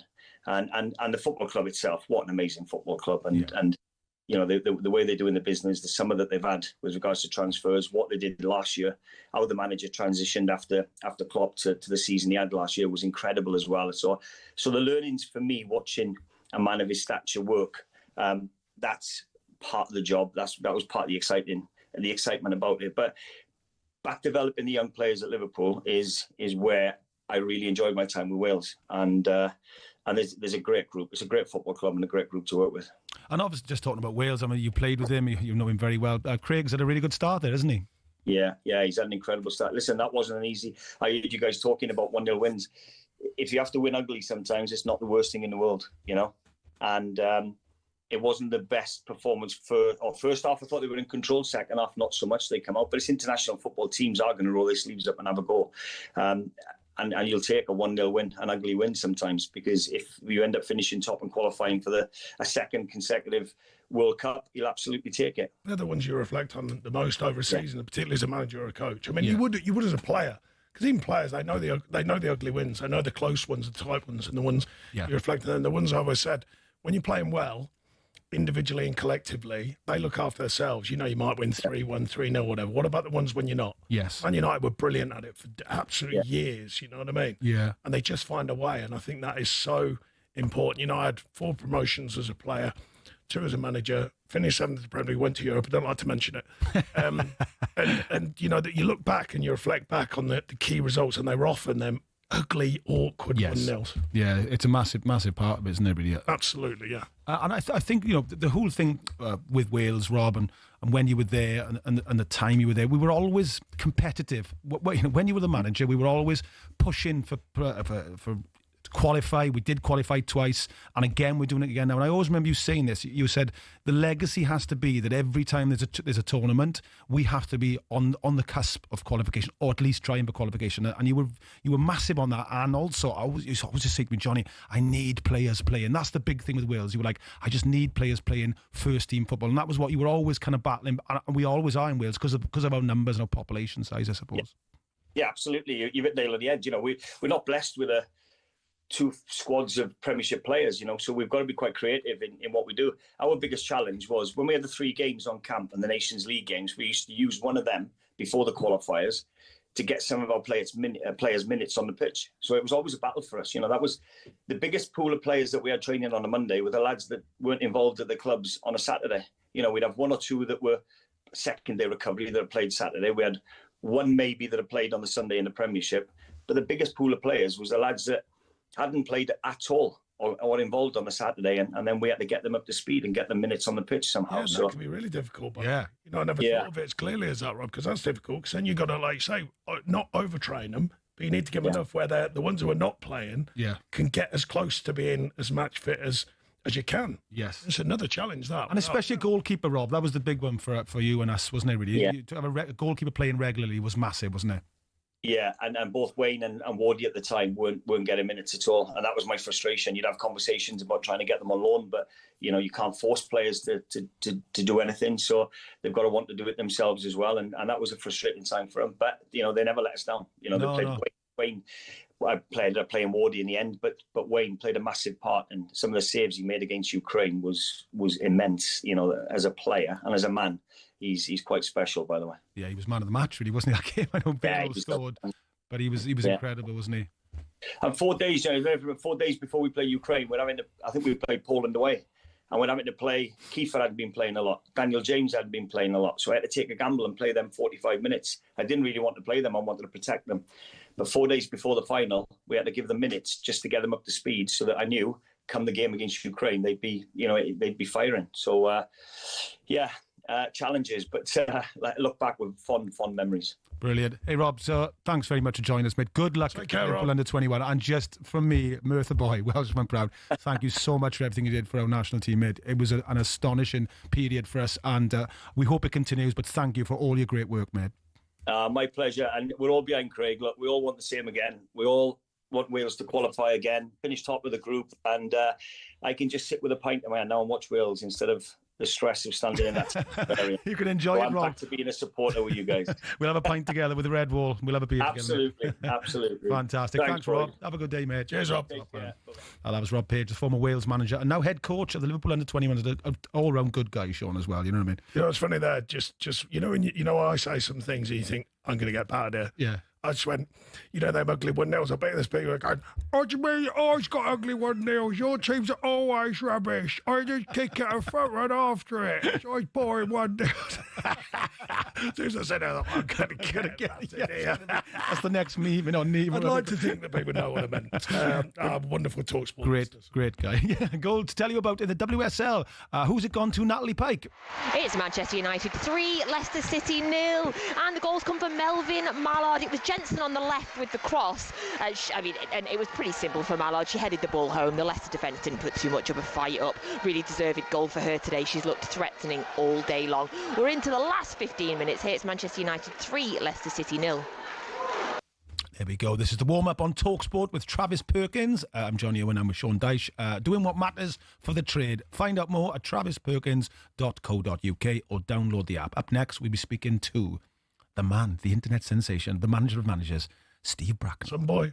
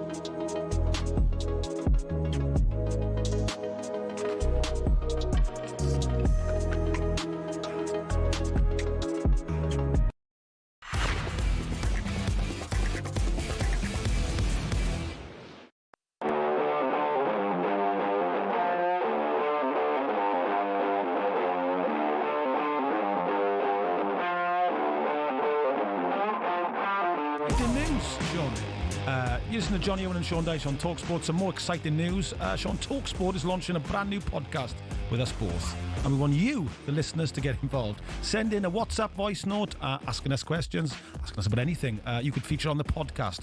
All you have to do is save our number 03717 223344 and then send us a voice message on WhatsApp. Easy peasy. That's voice note your questions on 03717 223344. Now, before we speak to Steve Bracknell, let's catch up with other WSL games. Watching Spurs versus West Ham is Angelina Kelly. It's Tottenham 0, West Ham 0. Both sides have been unable to break the deadlock so far, but are getting closer with some good chances. For West Ham, there was a brilliant cross early in the second half from Asseyi on the right, which found Pubel free at the back post inside the 6-yard box, but she volleyed it off target with the goal gaping. The Swiss international looks a little rusty. She should have done better overall with her chances and has since been substituted for new signing former Bristol City forward Fionn Morgan. And for Spurs, there was a fantastic shot from the right-hand side on the edge of the box from former Chelsea player Drew Spence, which was heading straight into the far corner, but goalkeeper Kinga Shanique made a brilliant save. I'm not sure if it was a cross or a shot from the 32-year-old Spence, but she really rolled back the years. Shanique collided with the post whilst making that vital save. She has injured herself in the process, but she's been replaced by former Brighton keeper Megan Walsh. Meanwhile, Spurs' transfer deadline day signing Katinka Tamberg has been brought on. She hadn't been on the pitch 5 minutes and she'd already picked up a yellow card for a foul. It's Tottenham 0, West Ham 0. And Charlotte Richardson is at Brighton versus Aston Villa. What's happening there, Charlotte? Brighton 0, Aston Villa 0. Captain Maisie Simon saw her curling direct free kick whistle just off of target. Meanwhile, Michelle Adjemang, holding up possession really well for the home team, fired a shot towards the far bottom right, forcing a decent save from Ellie Roebuck on as a second half substitute, making her debut for Villa. Both sets of players really battling away here for a breakthrough. Brighton 0, Aston Villa 0. Thank you, Charlotte. Elsewhere, Manchester United 3, Leicester City 0, and it's Liverpool 1, Everton 4. Plus, it's the Italian Grand Prix in F1. John Jackson will be covering for talkSPORT. John. Yeah, 20 minutes till lights out at the Temple of Speed, Monza, and we've got Max Verstappen, the defending world champion, on position for Oracle Red Bull Racing, his 45th pole position for the team.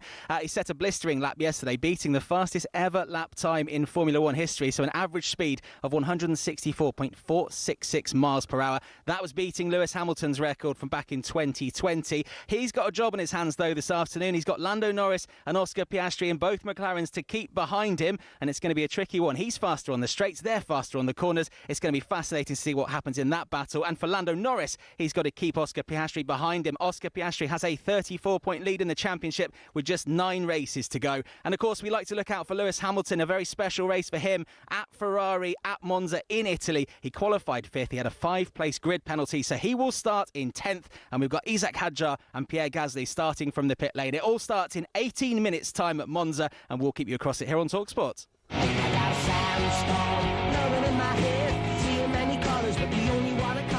Yes, the unmistakable sound of Cast there, John Power singing Sandstorm, and it is, of course, the theme music to, I'd say, Sunday League legend. Sunday League is back today, actually, Sean, as the man behind the internet phenomenon that is Bracknell. Steve Bracknell, welcome to the show. All right, Jonny. I'm good, pal. How are you? You sound like you're all fired up, ready for the new season. I freshly bigged my head last night. My cream jacket going on a 30-degree wesh. Sunday League's back. I'm absolutely buzzing. Oh, mate, and listen, the man to my left, I know is a hero of yours, a man who sent you a message in the past as well, wishing you well, is Sean Dyche. Sean Dyche, wow. Steve Bracknell. He's a hero of mine. Yes, isn't he? Sean, just like me, mate, you're very misunderstood. Stick to your guns, pal. That job will come up. Don't worry about it. I've been there 27 years in grassroots game, mate. I'm fully behind you. Thanks, mate. Thanks. I always appreciate the support. You know that. We did say you had a kit launch last week, Steve, and it went down incredibly well. Amazing, almost sort of queues around Meadowhall in Sheffield. I just asked you some questions. Firstly, where can sort of our talkSPORT listeners get your kit? How can they get it? Can they get it online? Oh, there's been a great demand for it. Sold out in shop. Absolute sellout. I would absolutely love it. Nicky couldn't believe it. Anyway, if you go on my social media, click on link in bios, all that nonsense. It'll take you straight to Bracknell shop, and you can buy an Italian-inspired Royal Oak kit. Oh, is that what it is? It's an Inter-inspired kit. Is it the blue and black stripes? Well, Lotto, a classic nostalgic brand, wanted to make the Royal Oak kit, and for me, that were Saturdays, Sundays, Football Italia. your famous Italian teams, and I wanted to mix that with Sunday League grassroots, and I think we've come up trumps. So yeah, that's a really good idea. Similar to the style of play, I believe. Exactly. Should people think I'm not cultured? Come down and watch me, then big judge. Absolutely. Similar to you, similar to myself, mate, to be fair. John, I've got to be honest with you, mate. I'm gonna put my cards out on table. That job at Everton, I understand pressure. That's a big club, that. And that was say people don't realise it's all right, you've gone viral online. They've not got to walk back into the tap room at Oak on a Sunday when we've not got a result and looking whites of people's eyes. It's hard, I get it, mate. Very similar, mate. You truly understand the depth of the pressure. Luckily for me, my owners have stayed same. It's Terry and June, landlord and landlady. I've not new money coming into the club, but I understand pressures you're under, mate. And listen, you did job there. You've got me. There was a bit of heat on the owners when I was at Everton, to be honest. So they'd probably have preferred Terry and June at that time. Well, what can I say? They've been landlord and landlady since '94. You don't get all right. Weatherspoons are after it, but we're not going to let them in. Steve, so what are your hopes for this season? What are your plans with the team? Royal Oak have become a famous team in themselves. Are you hoping to sort of a good cup run, or are you hoping for challenge for promotion? What's the plans? Well, it's funny you mention it, Johnny, because I know you're a footballing man.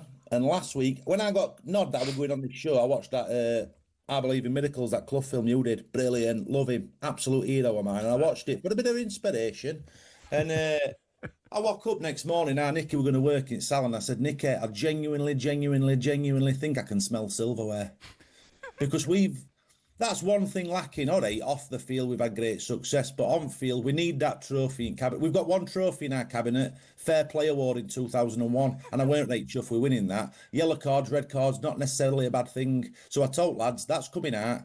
And league and fifth tier at Sunday Sheffield Imperial League, that league title's going in that next year. I'm going for top, mate. Hey, mate, if I give you just one little bit of another bit to your armoury, I'm a bit concerned. Well, I was a bit concerned. I saw you were questioning a couple of the lads' diets, one in particular, but then, you might have followed on an order a little bit yourself. So I don't know whether you got to blend it with them, like you're part of it. You know what I mean? Do you know what it is, Sean? And I don't know if you've experienced this. All right, it's different levels, Premier League to some Imperial League. I get that, but problems remain the same. When I get a promise off a kid at end of May saying, Steve, pre-season will be different this year. I'm going on a fitness plan. Because our Nicky runs local slimming world. And I've said to lads, listen, there's no harm now. We're a liberal country. Lads can go to slimming world, no doubt.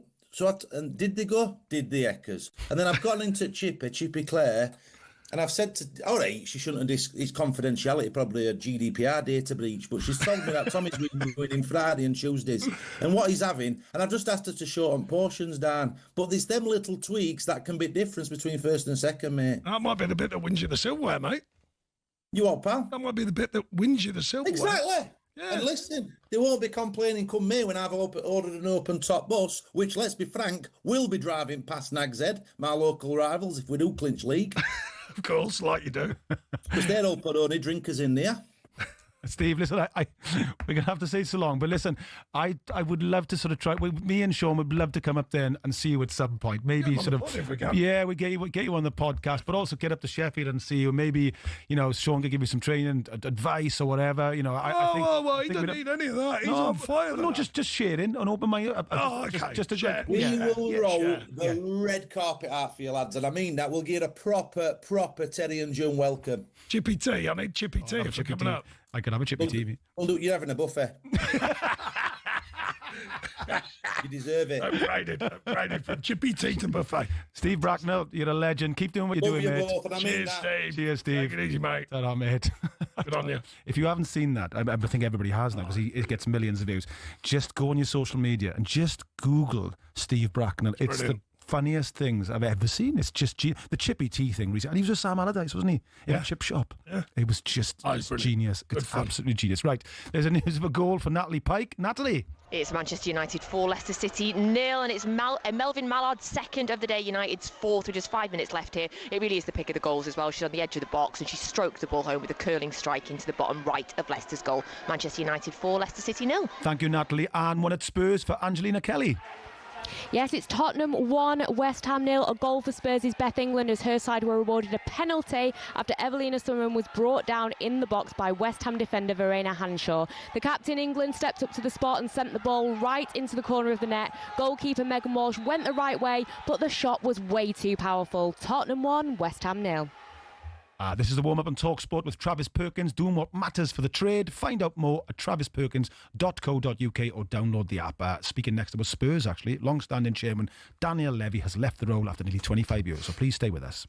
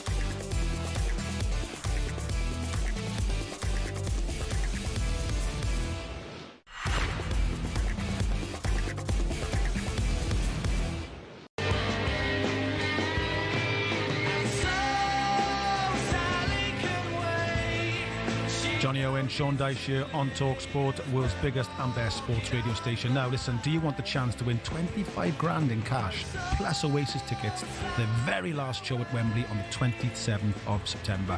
Well, listen up, because we're giving you the chance with our biggest competition yet. 2 lucky winners, yes, 2 will win a pair of tickets to Oasis Live at Wembley for the last time. But that's not all. Along with the tickets, one of you will walk away with a massive 25 grand in cash. You certainly won't look back in anger as you're walking away with that in your back pocket.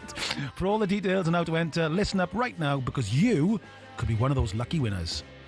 18 plus, UK excluding Northern Ireland. For a chance to win, text the word OASIS to 83338 and you're in the draw. Text costs £2 plus one standard network rate message. You must have the bill payer's permission. Or you can enter for free by calling 0330 880 338. All entries must be received by the 19th of September at 9 a.m. This is a talkSPORT limited promotion run on talkSPORT, Talk and Virgin Radio UK stations. Full terms and conditions at talksport.com. Okay, as a quick update in the One Day International. Sam Ellard, Sam. England going along really nicely with the bat. 35 overs gone, 246 for 2. This third wicket partnership is a good one, worth 129 runs. Joe Root has 62, Jacob Bethel has 78, but Jacob Bethel was dropped on 44, miscuing a pull shot straight to Nandre Berger at mid-on. He spilled the simplest of chances. It was struck firmly, but he didn't have to move, and Bethel was punishing the visitors as he passed 50. Just 21, he's made 5 50s in 15 one-day games. That's not bad. Joe Root is looking just to hold the innings together. He's 62 from 44, but it's Bethel who's being the real aggressor. He's 78 from just 65 balls, hitting 7 4s and 3 6s. And we still got the likes of Brook and Butler and Jacks to come. So England have set themselves a really good platform to go on and put on a pretty big first innings total. 36 overs gone. England 246 for 2. Thanks very much, Sam. Now, okay, so the big news this week, Daniel Levy has stepped down as executive chairman of Tottenham Hotspur. After 25 years in the role, a quarter of a century, wow. talkSPORT understand Levy's departure was driven by the Lewis Family Trust, which is a controlling stake in the club. So, Sean, did you ever have any dealings with... Not directly.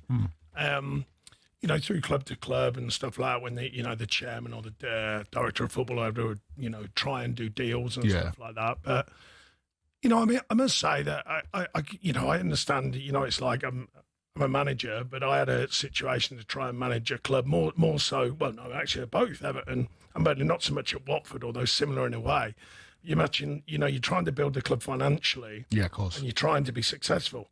It's very difficult, and I do get the Tottenham idea. Fans questioning the 2 trophies or whatever in 25 years. But on the other hand, if you look at the business side, incredible as a Premier League business, what he grew there. Yeah. The numbers going back in the day, do you remember they went through a period of signing all the young talent, if you know what I mean? Crouchy, Defoe and all them guys, and sort of making money on them as well as trying to progress the team. And then Pochettino got close to what he was trying to do with them. And I mean, and you look at the stadium is absolutely... I've been there, it's amazing. Oh, it's absolutely top draw. It is.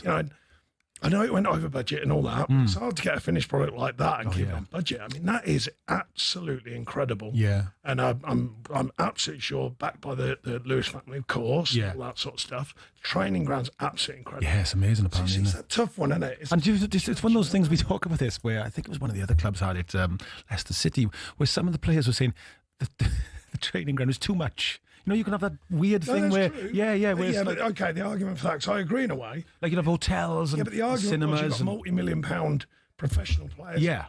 So if you sort of dumb it down too much, they're like, well, hang on, my private life is way better than this. Yeah, exactly. So it's a tough call. Yeah, it is. I do agree somewhat. When we built nowhere near that level, just to be clear.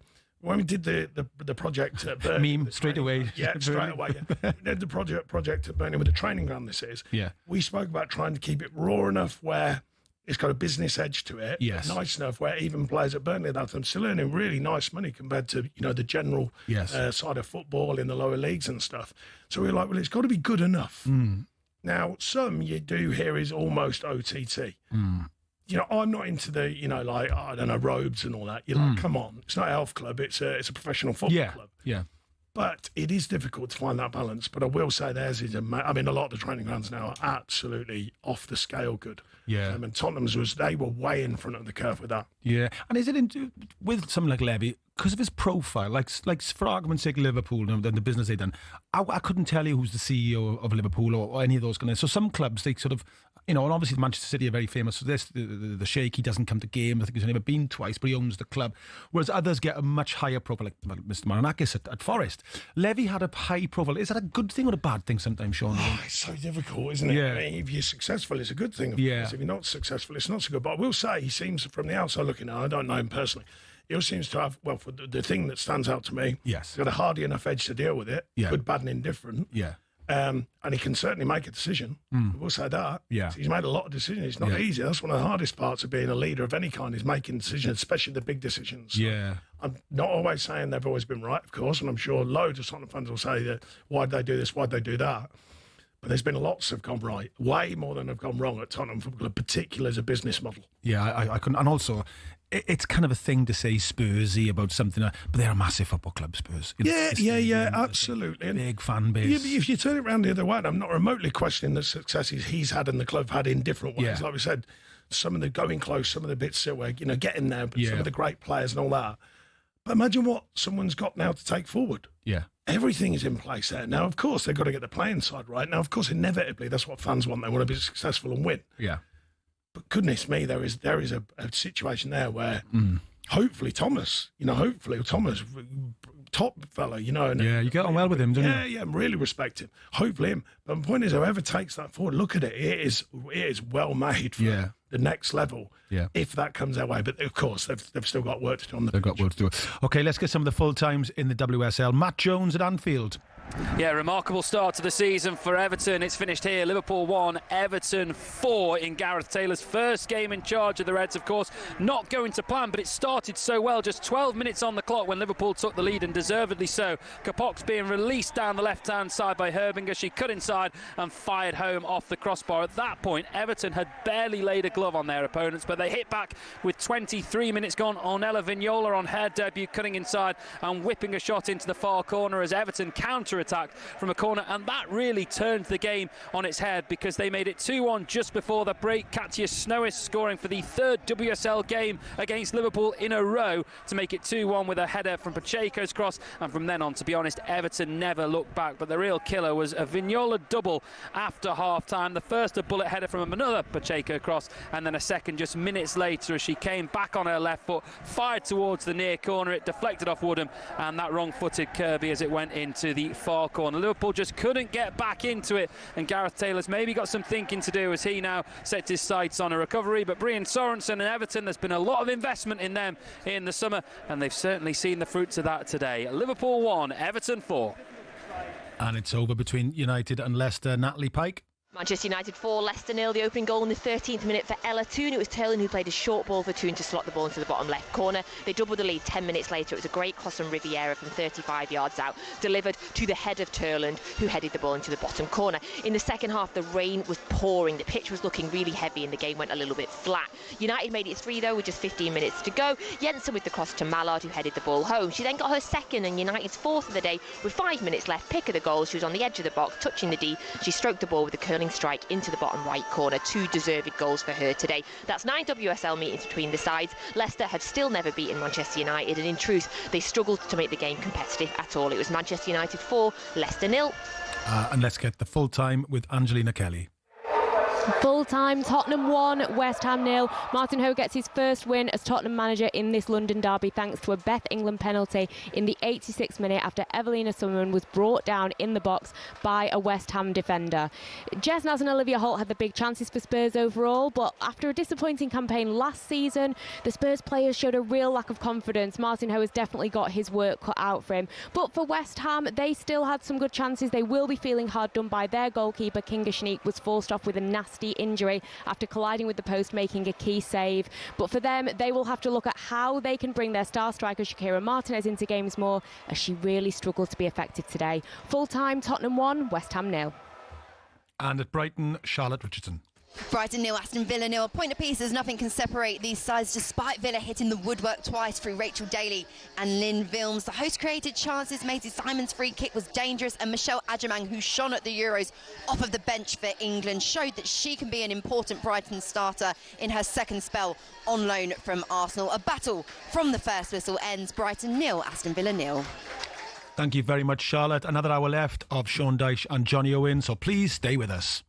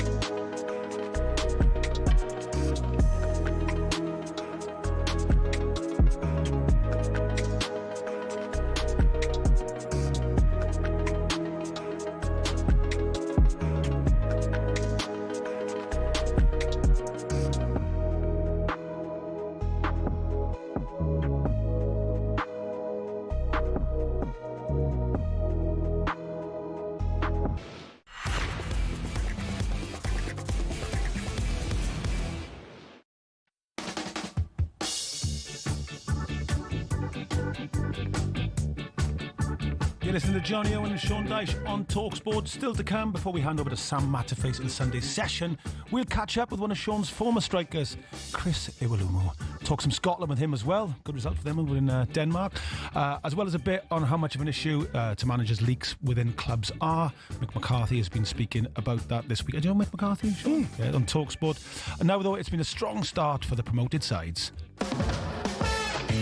Sunderland 3, West Ham 0. As first days of the season go, this is the perfect one. Back in the Premier League, back where they belong. Mention the new signing, steps up, right footed into the corner. Welcome back to the Premier League, Leeds United. And the Whites are picking up 3 points in the best league in the world. Burnley have sealed it here at Turf Moor. This one is done. 3 points to the Clarets, Mickey Gray. Burnley 2, Sunderland 0, and it's Jadon Anthony. Burnley are off and running. They really deserved all 3 points today. In this place, as you can hear right now, it's absolutely bouncing. Big win for Burnley.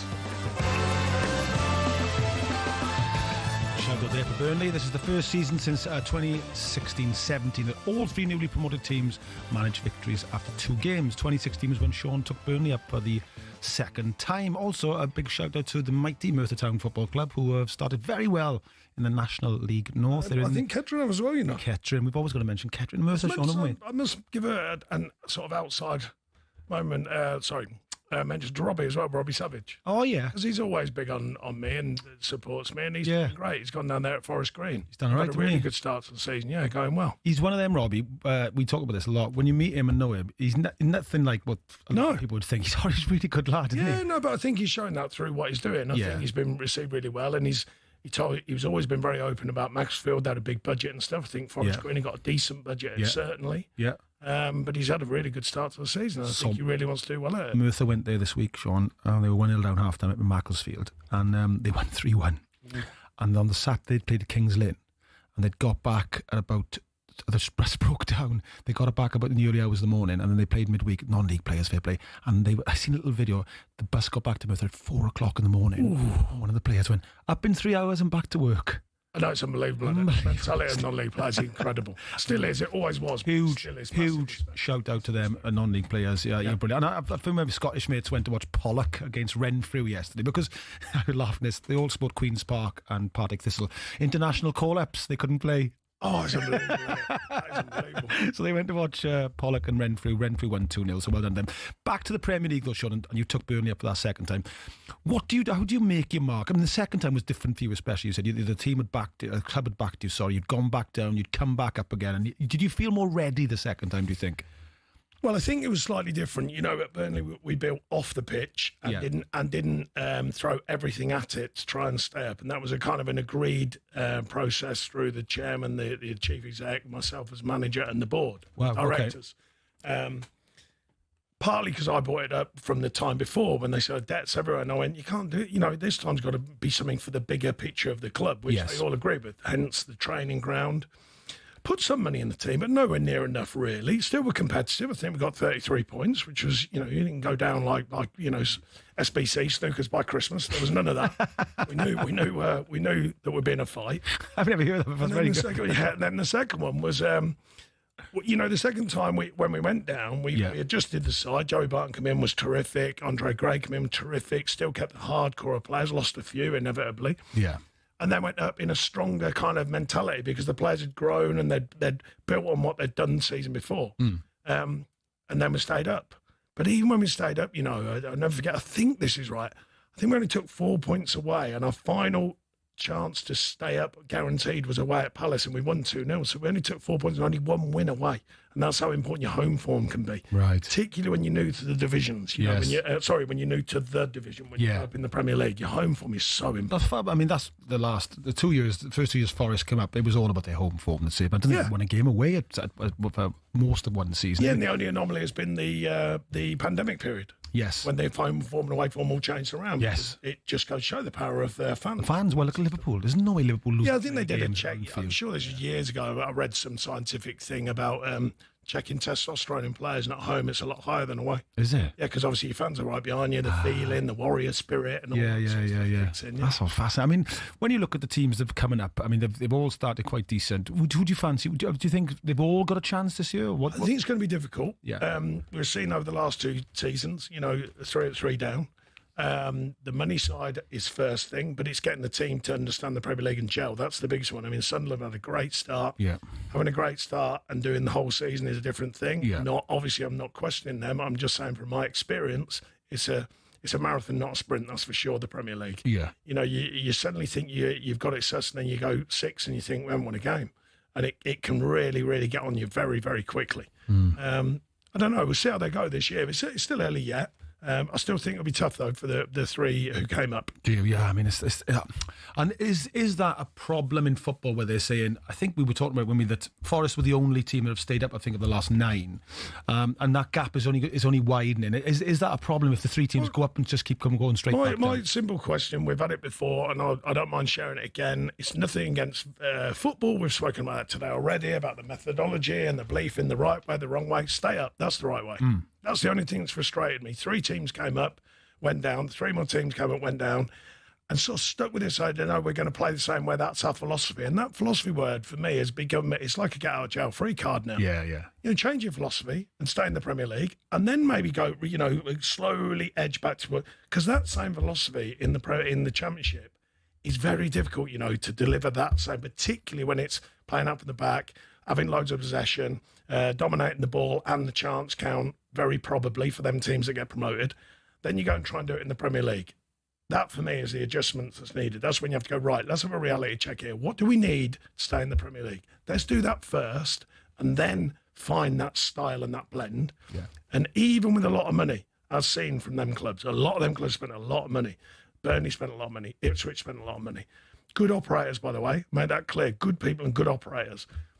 Just couldn't play the same way and stay up there. No. So you might have to change and play the wrong way, but to get the right outcome. Results again, isn't it? Yeah, that's the thing that I think personally. Now, a player you had at Burnley was Peter Crouch, who was a mascot. Who was a mascot at Farnham Town yesterday. Yeah. Peter was in the news for a forfeit he took coming bottom of his fantasy football league. He's a hell of a boy. I've met him once or twice on soccer. He was a good crack in here, and he had to be a mascot for the day at non-league Premier side Farnham Town.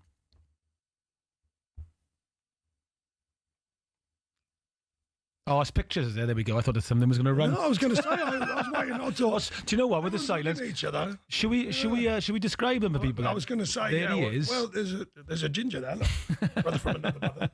Yeah. And then Crouchy's standing as he does, about 16 foot taller than everyone. You know what a guy. What a professional. Yeah. Coming to Burnley, I famously asked him if he'd join us at the Isle of Wight Festival. Yeah. Yeah. And he said one day he'd consider it, and then he came out on loan, and I think he enjoyed it.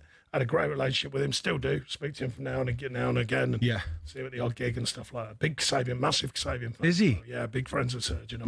Yeah. He's carved a really good career for himself, hasn't he? Because he's his wife, obviously. But he's more than just a footballer in some ways. He's become a personality. Yeah, I think he's done he? brilliant. He's become a character in his own right, and he's one of them who I marvel at the fact he's took ownership of what he is. If you went back in the day doing the robot and all, he wasn't offended by it. No. He actually took ownership of it. He did, didn't he? Loved him for just being authentic. Yeah. And he certainly is that. Whenever I see him, he's always good fun. My funny story then was he's on the set at Soccer AM a few years back with me, and there's a young actor on it. And they said this young guy, oh, your accent in this thing, this kid's promoting. He goes, it's a fantastic, can you do it for us quickly? And the kid does like a real strong Yorkshire accent. And Crouchy goes, where you from? Cornwall, is it? Yeah. You can kind of see this kid was really thrown by it, and everybody roared laughing. Yeah, he's got a real dry edge to him, Crouchy. He's a really top fella. Very funny. By the way, a very, very good footballer. Yeah, everybody says that. Incredibly good footballer. Really brilliant in our camp as well. Was he? Yeah, brilliant. And I think he enjoyed. Well, he told me he really enjoyed it. Got a bigger Peter Crouch. This is a warm up on. We did finish him though. We did finish him. He retired after that. So did he? So you couldn't have enjoyed it that much, big man. They just ask a question for some of the fans. Have you seen many forfeits or initiations in your time, Sean? Well, there's a few, yeah. But whether we can say them on air. The wheel. No, we used to do the wheel, didn't we? The spin wheel. So, yeah, of course, we had. all sorts, lap dance and another player, and boy band. You had to spin for two of the members. You had to get up and sing with your Elvis impersonators. Someone gave us That's quite the image. Lap dance. No, well, can't tell you, but one of the best I've ever seen. Fantastic. Not that I've seen many, obviously. As if I've seen. What I've heard. Yeah. As if. But no, like lying in the river, as a forfeit, all sorts of stuff. Some muddy ones, but they're a bit boring, really. Yeah, they're more for the serious stuff. No, we used to have a good laugh with some forfeits. Who's as somebody has another question, who's the best sport you've managed? There's trips you've got, obviously trips. What you mean for join in? Yeah, Cardiff. Well, Crouch is brilliant for that. Is he? Yeah, you do the old singing initiation. Do you? Really, I think he did Snow Informer or something like that. Yeah, I think he did that. Yeah, I can't remember. We had a steakhouse in Portugal when he's home. Trips is great. Yeah, trips. Yeah. A lot are. I think players got a little bit more serious. Like when we used to do the spin wheel back in the day, everyone would just immediately join in and just have a laugh about it. Would they? I think now, it was a bit more tricky at Everton. If you're like, I don't want to do that. It's, I don't want to, almost like, I don't know what the word is, not embarrass yourself, but I tried to explain to him, I said, no, it's to build unity. It's like we're laughing with you. Yeah. Not at you. There's a difference. We both know that. Well, we all know that. All our listeners know that. It's when you're joining in with someone and when you're getting on them. Yeah. And we were trying to encourage them to relax and just be themselves and do daft things. Some very simple stuff like tell 3 jokes, but even that, it can be really nerve-wracking. Players like are going to hammer you whether it's good or bad. Singing's always a tough one. At the end of a game, small-sided game, we used to have dance-offs. You just get in a circle, you had to clap, and every one of the team had to go in and dance. People hate that stuff. You know what I mean? So, some of it's a bit of fun. Some of it's a bit of fun. Stripping off the ego, I'd suggest. Love it. Oh, listen, this is the warm-up on talkSPORT with Travis Perkins, doing what matters for the trade. Find out more at travisperkins.co.uk or download the app. We'll be chatting next to one of Sean's former players, the big ex-Scotland striker, Chris Iwelumo. Join us. Informer, say that I'm a stormy, I go blame. I like you bum bum down.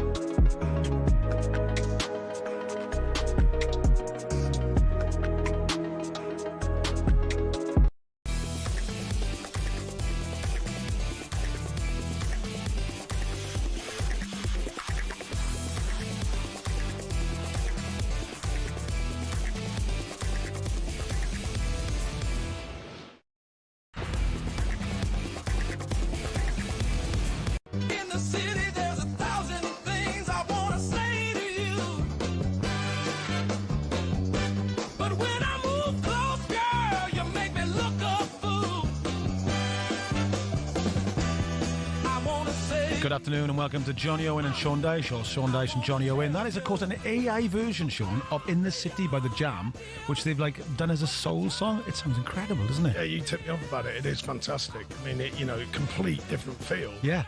It is a cool version. Is that the future of music? That's the thing. Oh, it's a bit scary, that AI. Isn't it? Yeah. Everything. Will there ever an AI football manager, Sean? That can't happen, can it? I would hope not. You never know. I mean, never know. I don't know. Could you AI me? Well, I'd love to do an AI of you and Bracknell. That would be some manager. Yeah, thanks for that. He'd win some titles. I'll say, yeah, same manager. Hey, I mean, they're as good as each other, them two. Oh, brilliant. Let's check in with Sam Ellard watching the third one-day international between England and South Africa. Into the 41st over, England 301 for 3 in a fantastic moment, a fantastic day for Jacob Bethel in Southampton. A cover drive for 4 to reach a magnificent 76-ball century, his first in any professional cricket. Only David Gower has scored a men's ODI 100 for England at a younger age. 11 fours, 3 sixes. He has his dream day for his maiden ODI 100. He was dropped on 44, but otherwise he was superb. He got to 100 and then he got out eventually for 110. The spinner Maharaj into the attack. Bethel looking to use his feet in advance down the wicket. A slightly quicker and flatter ball beat Bethel on the outside edge. He was stumped by Rickleton. England have just lost their 4th wicket. The skipper Harry Brooks gone cheaply for just 3 runs. He's been run out. So Joe Root has 79 runs to his name. Josh Butler will be the new batsman of the crease. The other 2 wickets, Smith for 62, Duckett for 31. But the day all about Jacob Bethel. He made a quite magnificent 110. So into the 41st over, England going nicely at 302 for 4. And let's see what's happening in Monza with the F1, John Jackson. Yeah, lap 14 of 53 at Monza, the Temple of Speed. And so far, we've got Max Verstappen leading by 4.2 seconds ahead of Lando Norris and then Oscar Piastri. It was a great start from Lando Norris, although he went onto the grass at the start. Max Verstappen let him go past on the first corner, but Verstappen did so off the track. He was told by the Red Bull team to let Lando back past. So Lando did take the lead, but that only lasted for 3.5 laps before Verstappen got the run on him on the start straight. He got DRS, he got past Lando Norris, and he's pulled out that 4.2 second gap. Piastri was battling with Charles Leclerc. He was 3rd, he was 4th, he's back now 3rd. And Lewis Hamilton having a great drive so far. Started down in 10th place. He's already passed Yuki Tsunoda, he's passed Fernando Alonso, he's passed Gabriel Bortoleto. He's up into 6th, and he's on the back of his former teammate George Russell. Lap 15 now of 53. It's going to get interesting as the pit stops start to start in the next few laps or so. Brilliant. Thanks, John. John, just quickly, Sean, I noticed you were in the cricket, talking about cricket this week, weren't you? Yeah, I think it's just a nice mention to Gareth Batty and Surrey. Unfortunately, they didn't get through on the night, the mighty Northamptonshire, where I lived for many years. Not a mad cricket fan, but the way we were treated, I thought, was first class. It was absolutely superb. Now, Scotland's 2026 World Cup qualifying campaign got off to a solid start on Friday night as they drew a 0-0 away in Denmark. Next up for them is Belarus away tomorrow. Let's speak to the former Scotland striker. I want to Sean, ex-Watford players, the lovely Chris Iwelumo. Chris, how you doing, mate? Good afternoon, Jonny. Good afternoon, Gaffer. Big man. Look at that guy. Always looks immaculate. He does indeed. He does indeed. Thank you. It was a good start for Scotland, that, Chris. I was delighted about that. It's a good point in Denmark, isn't it? I think it just shows the adaptability of Steve Clarke. Big fan. He's went there. He's had experience of going to the parking before. Had one up top. Denmark completely dominated the game. So, it gives the team a little bit more of an outlet, having 2 similar players up there, and obviously Lyndon Dykes and Adams as well. Just now the attributes are very, very similar, but it was always an outlet. And as you say, it was a great point. It's a great start, but I think, like the gaffer will say, once you analyse that game, there was some really big opportunities for Scotland that they could have probably capitalised and maximised the points there. And I know you'll take the point, but then when you look at it in the depths, there was some big opportunities that I just feel that decision making, that quality in the attacking third, could have just been a little bit sharper, a little bit better. I'm talking to you as a Welshman, Chris. As a proud Scotsman yourself, it's so important for us to manage to at least be competitive in qualifying for tournaments. That's the big thing for us now, isn't it? It's very different for England. They kind of expect to qualify with ease, but for teams like us, it can be tough, can't it? No, you're spot on. What was it? 23 years it was without a major tournament. Obviously with COVID, right at the end of that put it back a year. But what Steve Clarke's done, he's now qualified for 2 European Championships. You want to get into the World Cup. he's brought a unity, a really kind of club-like feel, and that's something that I think Scotland have always kind of had, but then obviously with the quality as well, and qualifying for these major tournaments. So now the main objective, the remit, is to go and qualify for the World Cup. It's an excellent start, but can they go and capitalise on that tomorrow and get the 3 points? No matter, I don't care if it's the ugliest game that I've ever watched, if they get the 3 points, it's job done.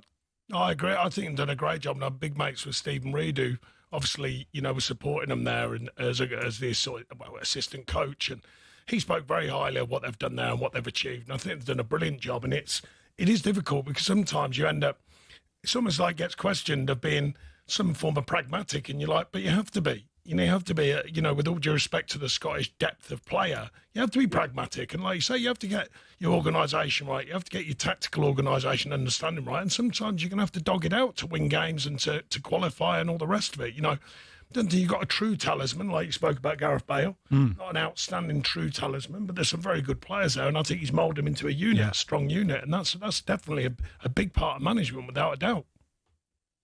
Spot on, Gaffer. I think when he first came in, we playing Scott McTominay as a centre back, one of a three, right centre back sometimes, and you could see the frustration. But everyone just was doing their job for the team.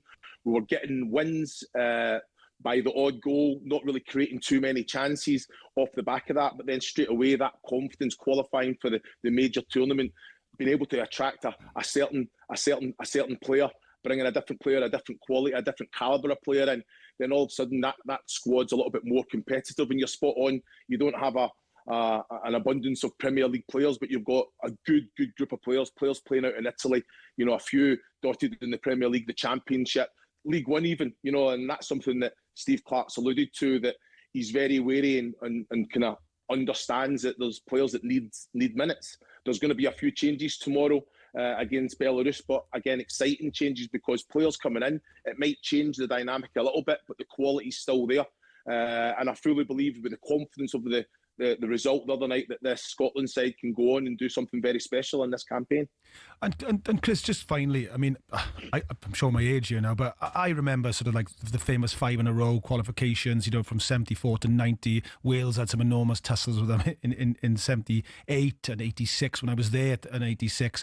And a fine Scottish team. Sean was talking about, in many ways, the best British team, weren't they, for sort of around that year when John Robertson played with Kenny Dalglish and Hansen and Souness.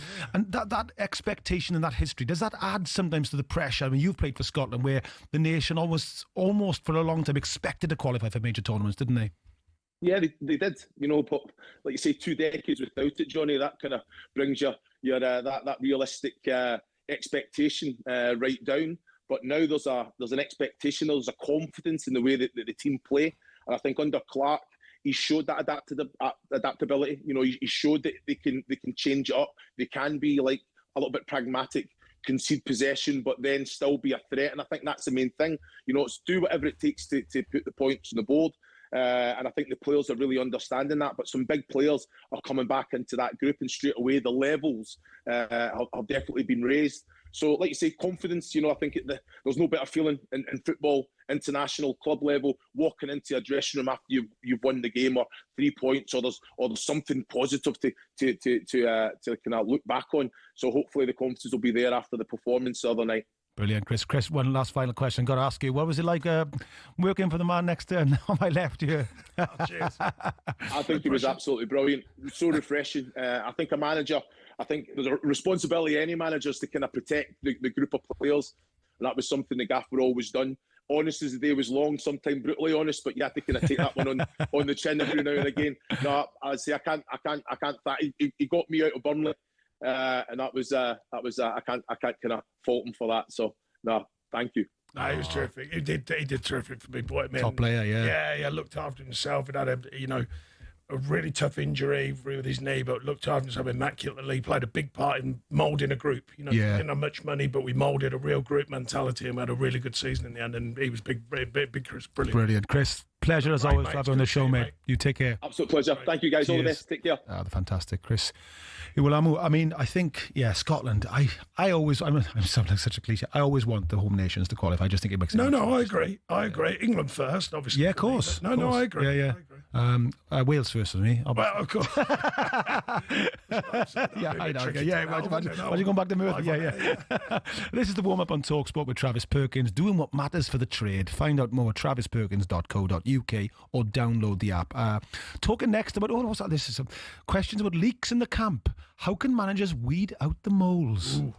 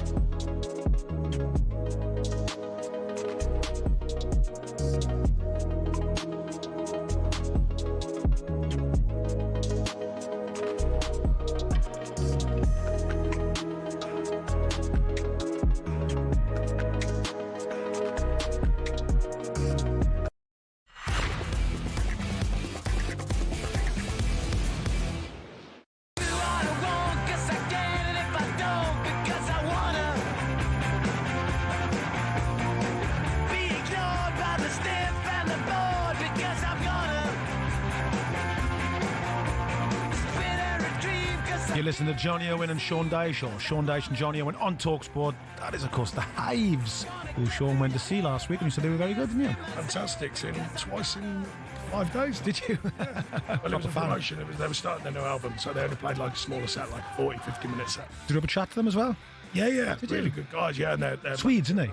Looks after us a little bit with the tickets. Swedish lads? Yeah.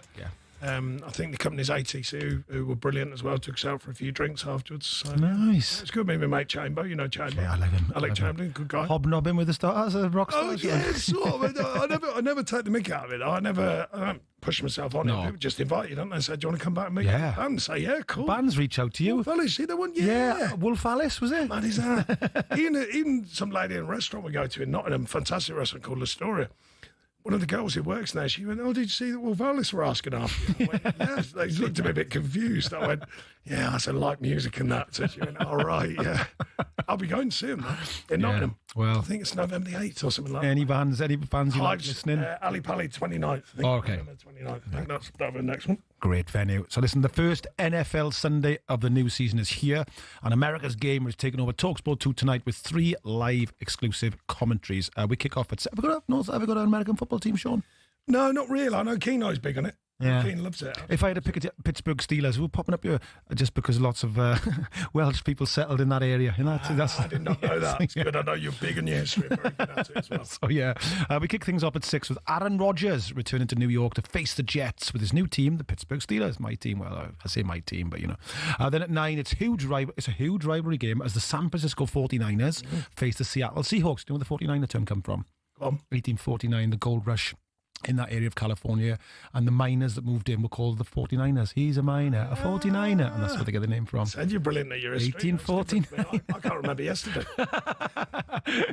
Before the marquee game, because we've been up with Aussie the last week. Before the marquee game of the weekend, a replay from last year's playoffs. The Baltimore Ravens look to avenge their January defeat to the Buffalo Bills as the 2 best quarterbacks in the NFL last year go head to head. So join Nat Coombs and the team tonight with all the build-up from 5 p.m. on talkSPORT. I got a few boys in Merthyr. Did you know that where the Buffalo Bills came from? So it's like the Buffaloes, and I named them Bill. Is that he's a character, isn't he, from the Wild West? He had a touring show, didn't he? Yeah. Buffalo Bill, wasn't it? Is that what it was? Bill, yeah. This used to be my father's joke. Well, I just made that. I'm not just unlucky, said, but I was a Buffalo bumped into Bill. Anyway, talking about people popping up in the most unusual places sometimes. Jose Mourinho was sacked this week with Fenerbahce and has been linked with a move to Rangers if Russell Martin's poor start continues. Jose Mourinho, Sean, what is it? I mean, serial winner, me, and his fair share of question marks down his years. Sometimes bought someone himself with his character, in the early days, how he played with everything. I thought he played with the media fantastically and did a brilliant job at Chelsea, particularly first time round, and then maybe more latterly got a bit more spicier with the media. I don't know. Maybe that was a bit sort of right. I'm a great admirer of his because he's a serial winner. Yeah, you look at his trophy cabinet. I'm telling you, it'll take you a while. Yeah. So I always look at not just about the winning, but I think he is the top of the pragmatic world of managers. He'll win how he needs to win. Do you remember the Champions League final when they won? I'm sure they won with like 32% possession or something. Yeah, that's right. He didn't care. No. Not bothered at all. Yeah. Another trophy. Yeah. Very much. With them trophies, you always care for your quid, Yeah, absolutely. He's not sure. I think he'd be all right. And that's interesting, that very new thing of possession in games and things like that. And when we were kids watching football, certainly it wouldn't have occurred to you really. It was always like, win first. It just wouldn't have come into the conversation, would it? Well, there was a story. The late Graham Taylor told me that he had someone. I'll keep it quick. He had someone who studied Liverpool over a year, and late Graham Taylor, long ball and all that. And saw Bob Paisley at the end of the season. They played him. I think it's when Watford finished second or third, or certainly in the top 4. So Bobby said, you've had nearly as many long balls as we have. And he goes, oh yeah, we only pass it when we're 3-0 up. Brilliant, isn't it? When you think about it, get it forward. Get it into your strikers. Yeah. Get it in the box as many times as you can early in the game. Clough, that's all he ever said. Weird things. Here's a twist on the get it in the box. At the end of a game, everyone, right, there's only 5 minutes left. They're putting it in the box I know. now. Well, if it's that productive, why don't they do that in the first 5 minutes then? What's that all about? That's what Frank Clark always says. Like 2 minutes to go, everybody does the same thing, get it in the box and we're going to get a goal, isn't it? Why is that then? Why is it different in 2 minutes to go and 2 minutes to go? That's weird, isn't it? Anyway, yeah. This is football. We love it. Just quickly, did you ever play? Did you 2 teams ever play at Jose Mourinho team? And did you ever like share a glass of wine with him? Yeah. Did you have a glass of wine? Not really a glass of wine. The foreign managers don't really do it. It's not a cultural thing. Some do over the years. Arsene Wenger, Pochettino did and stuff like that, but not so much. Certainly not Mourinho in my experience. Yeah. But on the sidelines, we sometimes laugh. I remember we had a row once, and I won't say what was said. And in the end, he just shook me hand and he went, Me and you're old school. I think he realised that he's not backing down here. No. I certainly wasn't. It was Old Trafford. But he's an amazing story in the sense that he didn't particularly play, did he, at any kind of level? He was an interpreter for Bobby Robson. He notes after notes, he watched everything diligently. I'll tell you when I did meet him, actually. We got stuffed once at Burnley by Tottenham away, and he was manager there. And by random chance, with the family, I went for something to eat in the back of Knightsbridge somewhere, a little Italian. And he was just walking down the street with a cap on because he lives out that way. And I'll never forget the words. He just went, I can't believe you're here. Because I just seen him the day before. Yeah. He was very gracious. She had a quick chat with me and the family and stuff like that. No, he's very, very, very nice. Sims just said, our producer was a Tottenham fan. Is that the game, Sean, where Son went through the whole team or something with a goal? Was that game? All right, leave that. I wiped it from my memory. As I said, I can only just remember yesterday. Come on, Sim. I can't remember. I don't know what you're talking about. So have you seen that thing, Sean? We're getting loads of questions in, a couple of classic faces in English football management have teamed up to advertise for Uber Eats during football coverage. Sam Allardyce, talkSPORT's very own Alan Pardew and Tony Pulis. Are they any good now? Or? Well, Tone's what a fella. Honestly, another one. Get about stars about what a fella. Yeah, is he? Newport boy. Seeing him doing that, I was shocked. That's so not his style, I don't think. But Super Eats, isn't it? Yeah. It's like Travis Perkins. Yeah. Fantastic. And here's a twist for you. Imagine if someone from Travis Perkins would have been sitting in the Uber after I got out the Uber and left my Dolce & Gabbana back. Someone from Travis Ferguson gives me back my Dolce & Gabbana shirt. There it is. There it is, yeah.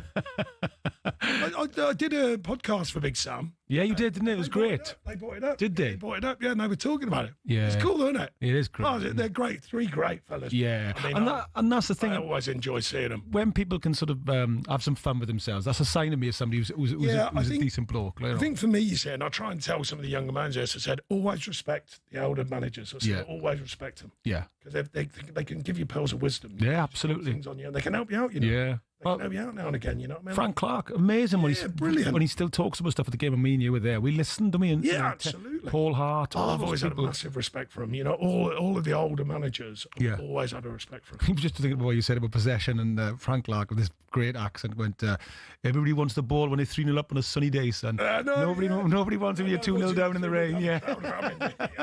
See people doing the old pass it to me and you think, that's impossible. There's 7 men in front of you, you know what I mean? Yeah. Like, find a new angle. Right, so listen to this now. Here's former Blackpool, Millwall and Wolves manager Mick McCarthy. We'll have a chat with us, discussing the hardest part of modern management after the recent saga between Alexander Isak and Newcastle. It's leaks. I said, if you can cure that as a manager, you go to Thames Water and become the chief executive on $5 million a year, and you could cure their leaks, because it's impossible. You know, Kaz. Yeah. You walk out of you've been to see the doctor. You're a player. Your mate says, "Excuse me, how are you, Kaz? Don't tell anybody, but I've done my cruise ship. I'm going to be out for 9 months." That's just gone straight away. You don't tell anybody. But the bloke you've just told, tell 10 people in a minute. Tell people in a minute, you know. By the way, Kaz can't play on Saturday. He's done his knee, all that. How do you manage them? It's tough managing all those. Oh, what a pair of bins there on cast. Did you see them? Not wrong. Big blue number. Like, he's a stylish man, Cast. Yeah, another Millwall. What a Millwall team that was, by the way. Mick, yeah. He was there with Sheringham, when they were in the, what they used to call the First Division Premier League. So, yeah, I mean, what is that like for you, Sean? Like, leaks and things? It's very difficult. Is it? Right. And even more so, with the generation of social media, because a lot of players now have got, of course, yeah. But companies that run that for them. Right. So sometimes it might be a case of loose lips sink ships. It's not always in a vicious way. Yeah. You just tell people, don't they? Yeah. They were just saying things, and don't mean any harm by it. No. You tell the wrong person, it goes out really, really quickly. Yeah. Virtually every club has a challenge to that. Virtually every single club has a challenge to try and keep information in. Now, of course, some information doesn't really matter. You can let it go. But sometimes it's some really, really important information. Yeah. And it gets out and you think, goodness me. And then as a manager, it's economics. You have to answer to it, don't forget. Yeah, yeah. They're looking at you and you go, what do you want me to do? Do you want lockdown, say, I don't know, around the training company, like 70 people working around. Yeah. What do you want me to do? Like, lock them all down? What do you want to do? I go with one says to the other, says to the other, says to the other. I can't lock that down, Yeah. The media asks you as a manager, like it's your responsibility. You go, hey, Yeah. how are you meant to manage that and contain that? It's very, very difficult. Very. I mean, and like you said, that's a really good point. And 'cause- agents, of course, they Yeah. stuff to the press because that's what they do. That's You part of always their had the job. press and stuff, you know, so there was always like, you know, journalists who dealt in that world and rumours and all that kind of stuff. But I suppose social media has just amplified that like beyond now, isn't it? Massively, massively, and you know the increased level of trying to get the first story out there, trying to get the information. You know, somebody's out on social media. If you're a proper, I don't mean this in a devaluing people on social media, but if you're a proper journalist trained for years, someone gets something out there just from a snippet of, I don't know, seeing you come out of a doctor's, like Mick was saying there, or I don't know, whatever. Devo, don't you think, goodness me, I've got all these contacts after years of doing what I do, and yet someone's got a story out there before me. Yeah. No, but you can't really. It's a very hard to control, very difficult situation to control. So even for the journalists, it's tough now. Yeah. Hence why all the, I call it views, not news. Yeah. It used to be news. If you're a journalist, you'd write your column about what you thought. Now it's like views, Yeah. So-and-so said this on Twitter, so-and-so said that on, Facebook or whatever. I think it's become more challenging for journalists. That's a very, very good point. You're listening to talkSPORT. I'm Jonny Owen, and we've got a special guest, Sean Dyche, with us now. And up next, we're going to have some fun with our feature, Sean's Dice. Can't wait. Cannot wait.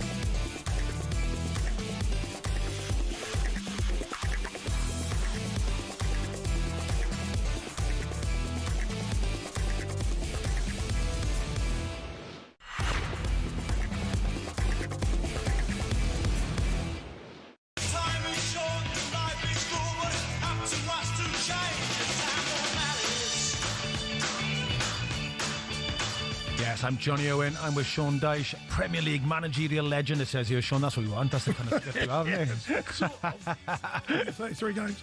Yeah, exactly. Yeah. Hope you enjoyed it. Obviously, Paul Weller, the Jam, playing Town Goal Malice. I was at DPB yesterday. His sister was there, Nikki Weller. Really? Yeah, she was in the crowd. Lovely girl as well. What a legend. What a legend. Now remember, you can send in on WhatsApp a voice note on 03717 223344. We've had plenty of brilliant questions for Sean every time he's been on, and we've got an exciting new podcast launching. So get what goes. Do you know what the title's going to be yet? It's going to be. Is it? We were debating on. I'd say we're loosely mentioning utter nonsense. Sean and Johnny's utter nonsense. I think people will probably apply. They'll probably apply a word in the middle there. But, yeah. I like it. Okay, let's check on the one-day international. Sam Ellard. England 366 for 4 into the 47th over. Earlier I told you about Jacob Bethel scoring his first ever one-day international 100. Now Joe Root has a one-day international 100. Number 19, an incredible innings, vintage Joe Root. 95 balls, 6 fours, barely really breaking a sweat. I think we're all running out of words to describe England's greatest ever batsman. When he was in the big long partnership with Jacob Bethel, his job was just to hold the innings together, get Bethel on strike. When Bethel was dismissed for 110, Joe Root's up the ante and he's reached another 3-figure score. Joss Buttler in at 6 is batting quickly. He's got 36 runs from just 19 balls, already hitting 4 fours and a 6. The only real England batsman to fail with a low score is Harry Brook for 3. He was run out having faced just 2 balls, but it's been a tough series for England, but they're enjoying themselves so far this afternoon into Hampden. Bethel's got 100, Root's got 100 into the 47th over. England 371 for 4.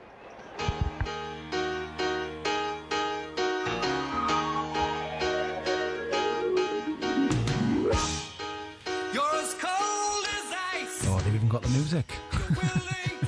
Yes, it's that time in the show where we do our feature Sean Dyche, where we roll a dice. I know this is This is quite funny. Reese, the lovely Reese who works at talkSPORT, he came in the studio and he sat, Sean just went, "Are you actually going to roll a dice?" He went, "Yeah." So Reese is actually rolling a dice. You can ask all the questions anyway, I guarantee it. I said, just make it a computerised dice and everyone thinks it actually lands. In fact, for more banter, I'd go, "It's landed on 1," and they go, "You can't believe it's landed on 2. No, it's landed on 3. It's landed on 4. It's landed on 5. And now it's landed on 6. Oh, I love it. Okay, Anyways, Reese, go on, baby. Come on. Roll that dice. Wow. Number 3. There you go. Okay, number 3 is... Who does these questions? Look at them all looking in the door. Dicing with death. Yeah. What could I say? I'm buzzing off this. Go on. What could a player or opposition manager do to annoy you most? Oh, Sean, what gets under your skin? Do you know what? Not really that much, because it's all... Being German, maybe? Oh, very contentious. No, I think probably a lack of respect. I think I always... you can have a row on the sidelines and all that, or they're a player, manager, coach, and then straight after you just shake hands and you crack on. So I think just a lack of respect. It doesn't really get under my skin. It's part of the game, you know what I mean? Yeah.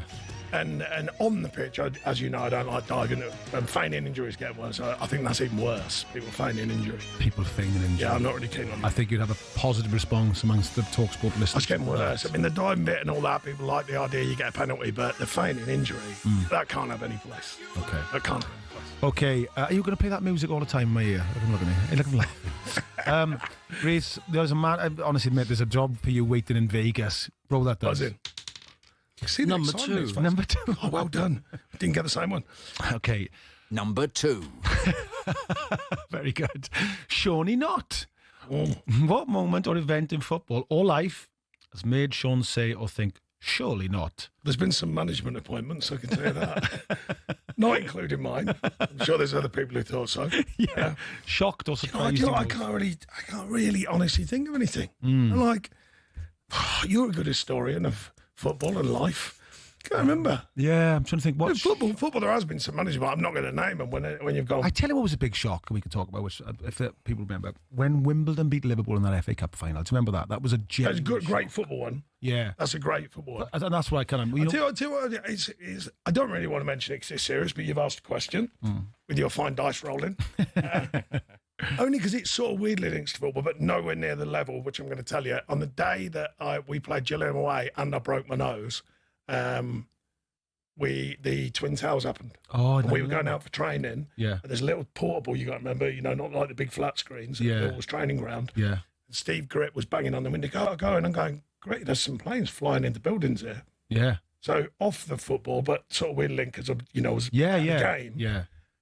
Even these are, young lads, not just me, I was a bit older, but staring at going, is this actually really happening? Yeah. Surely not in a different way, not in a funny way. No, I agree. Well, it was the biggest moment in history in our lifetimes. Certainly. The biggest change in what's happened since in the world. And I just could not catch my breath. I was, 30 years old, had a game, all of a sudden the game just drifted into nowhere. And I just thought, oh my goodness, what is going on here? Wow, yeah, okay. Roll the dice. What do you see, baby? Number one. Of course it is. Number one. The three. But it's a number one. Well then, listeners, I called it, didn't I? Anyway, it's incredible how you did that. Fantastic. That must be one of them, them weighted dices. Yes. He did chips and all that. Yeah. Sean Penn. If you had to be trapped in a lift, who from football would Sean Dyche choose to be stuck in a lift with? Right. Unfortunately, passed away. But you know why? Just because I know him as a manager, but I'd love to just have a chat with him as Brian Clough. Oh, yeah. Just to chat with him, just chat. Because he still make you laugh, I'm convinced, just by just chatting about anything. Yeah. And funny enough, even though we got asked about it earlier, was for similar but different reasons. Because I don't know him, but I've always thought he must have amazing stories. He's Jose Mourinho. Yeah. Just to chat. You got to remember, I'm not really on about chatting football, just life. Just go. Johan Cruyff. I'd love to chat about football, his career, what he That's achieved. A fair one. Yeah, I never really thought, I suppose, but you can, but when, there's only so big a list on this, Pele. And you can get Cruyff trainers now. I want to see him, they're smart. Jim Morrison from the Doors. Morrison from the Doors. Lennon. Elvis, he was all right. Elvis. Go on, rattle through it. Go on. Number four. Of course. Dressing for success. He likes his gear, actually, Sean, his clothes. Which one player would turn to fashion advice if you wanted to look sharp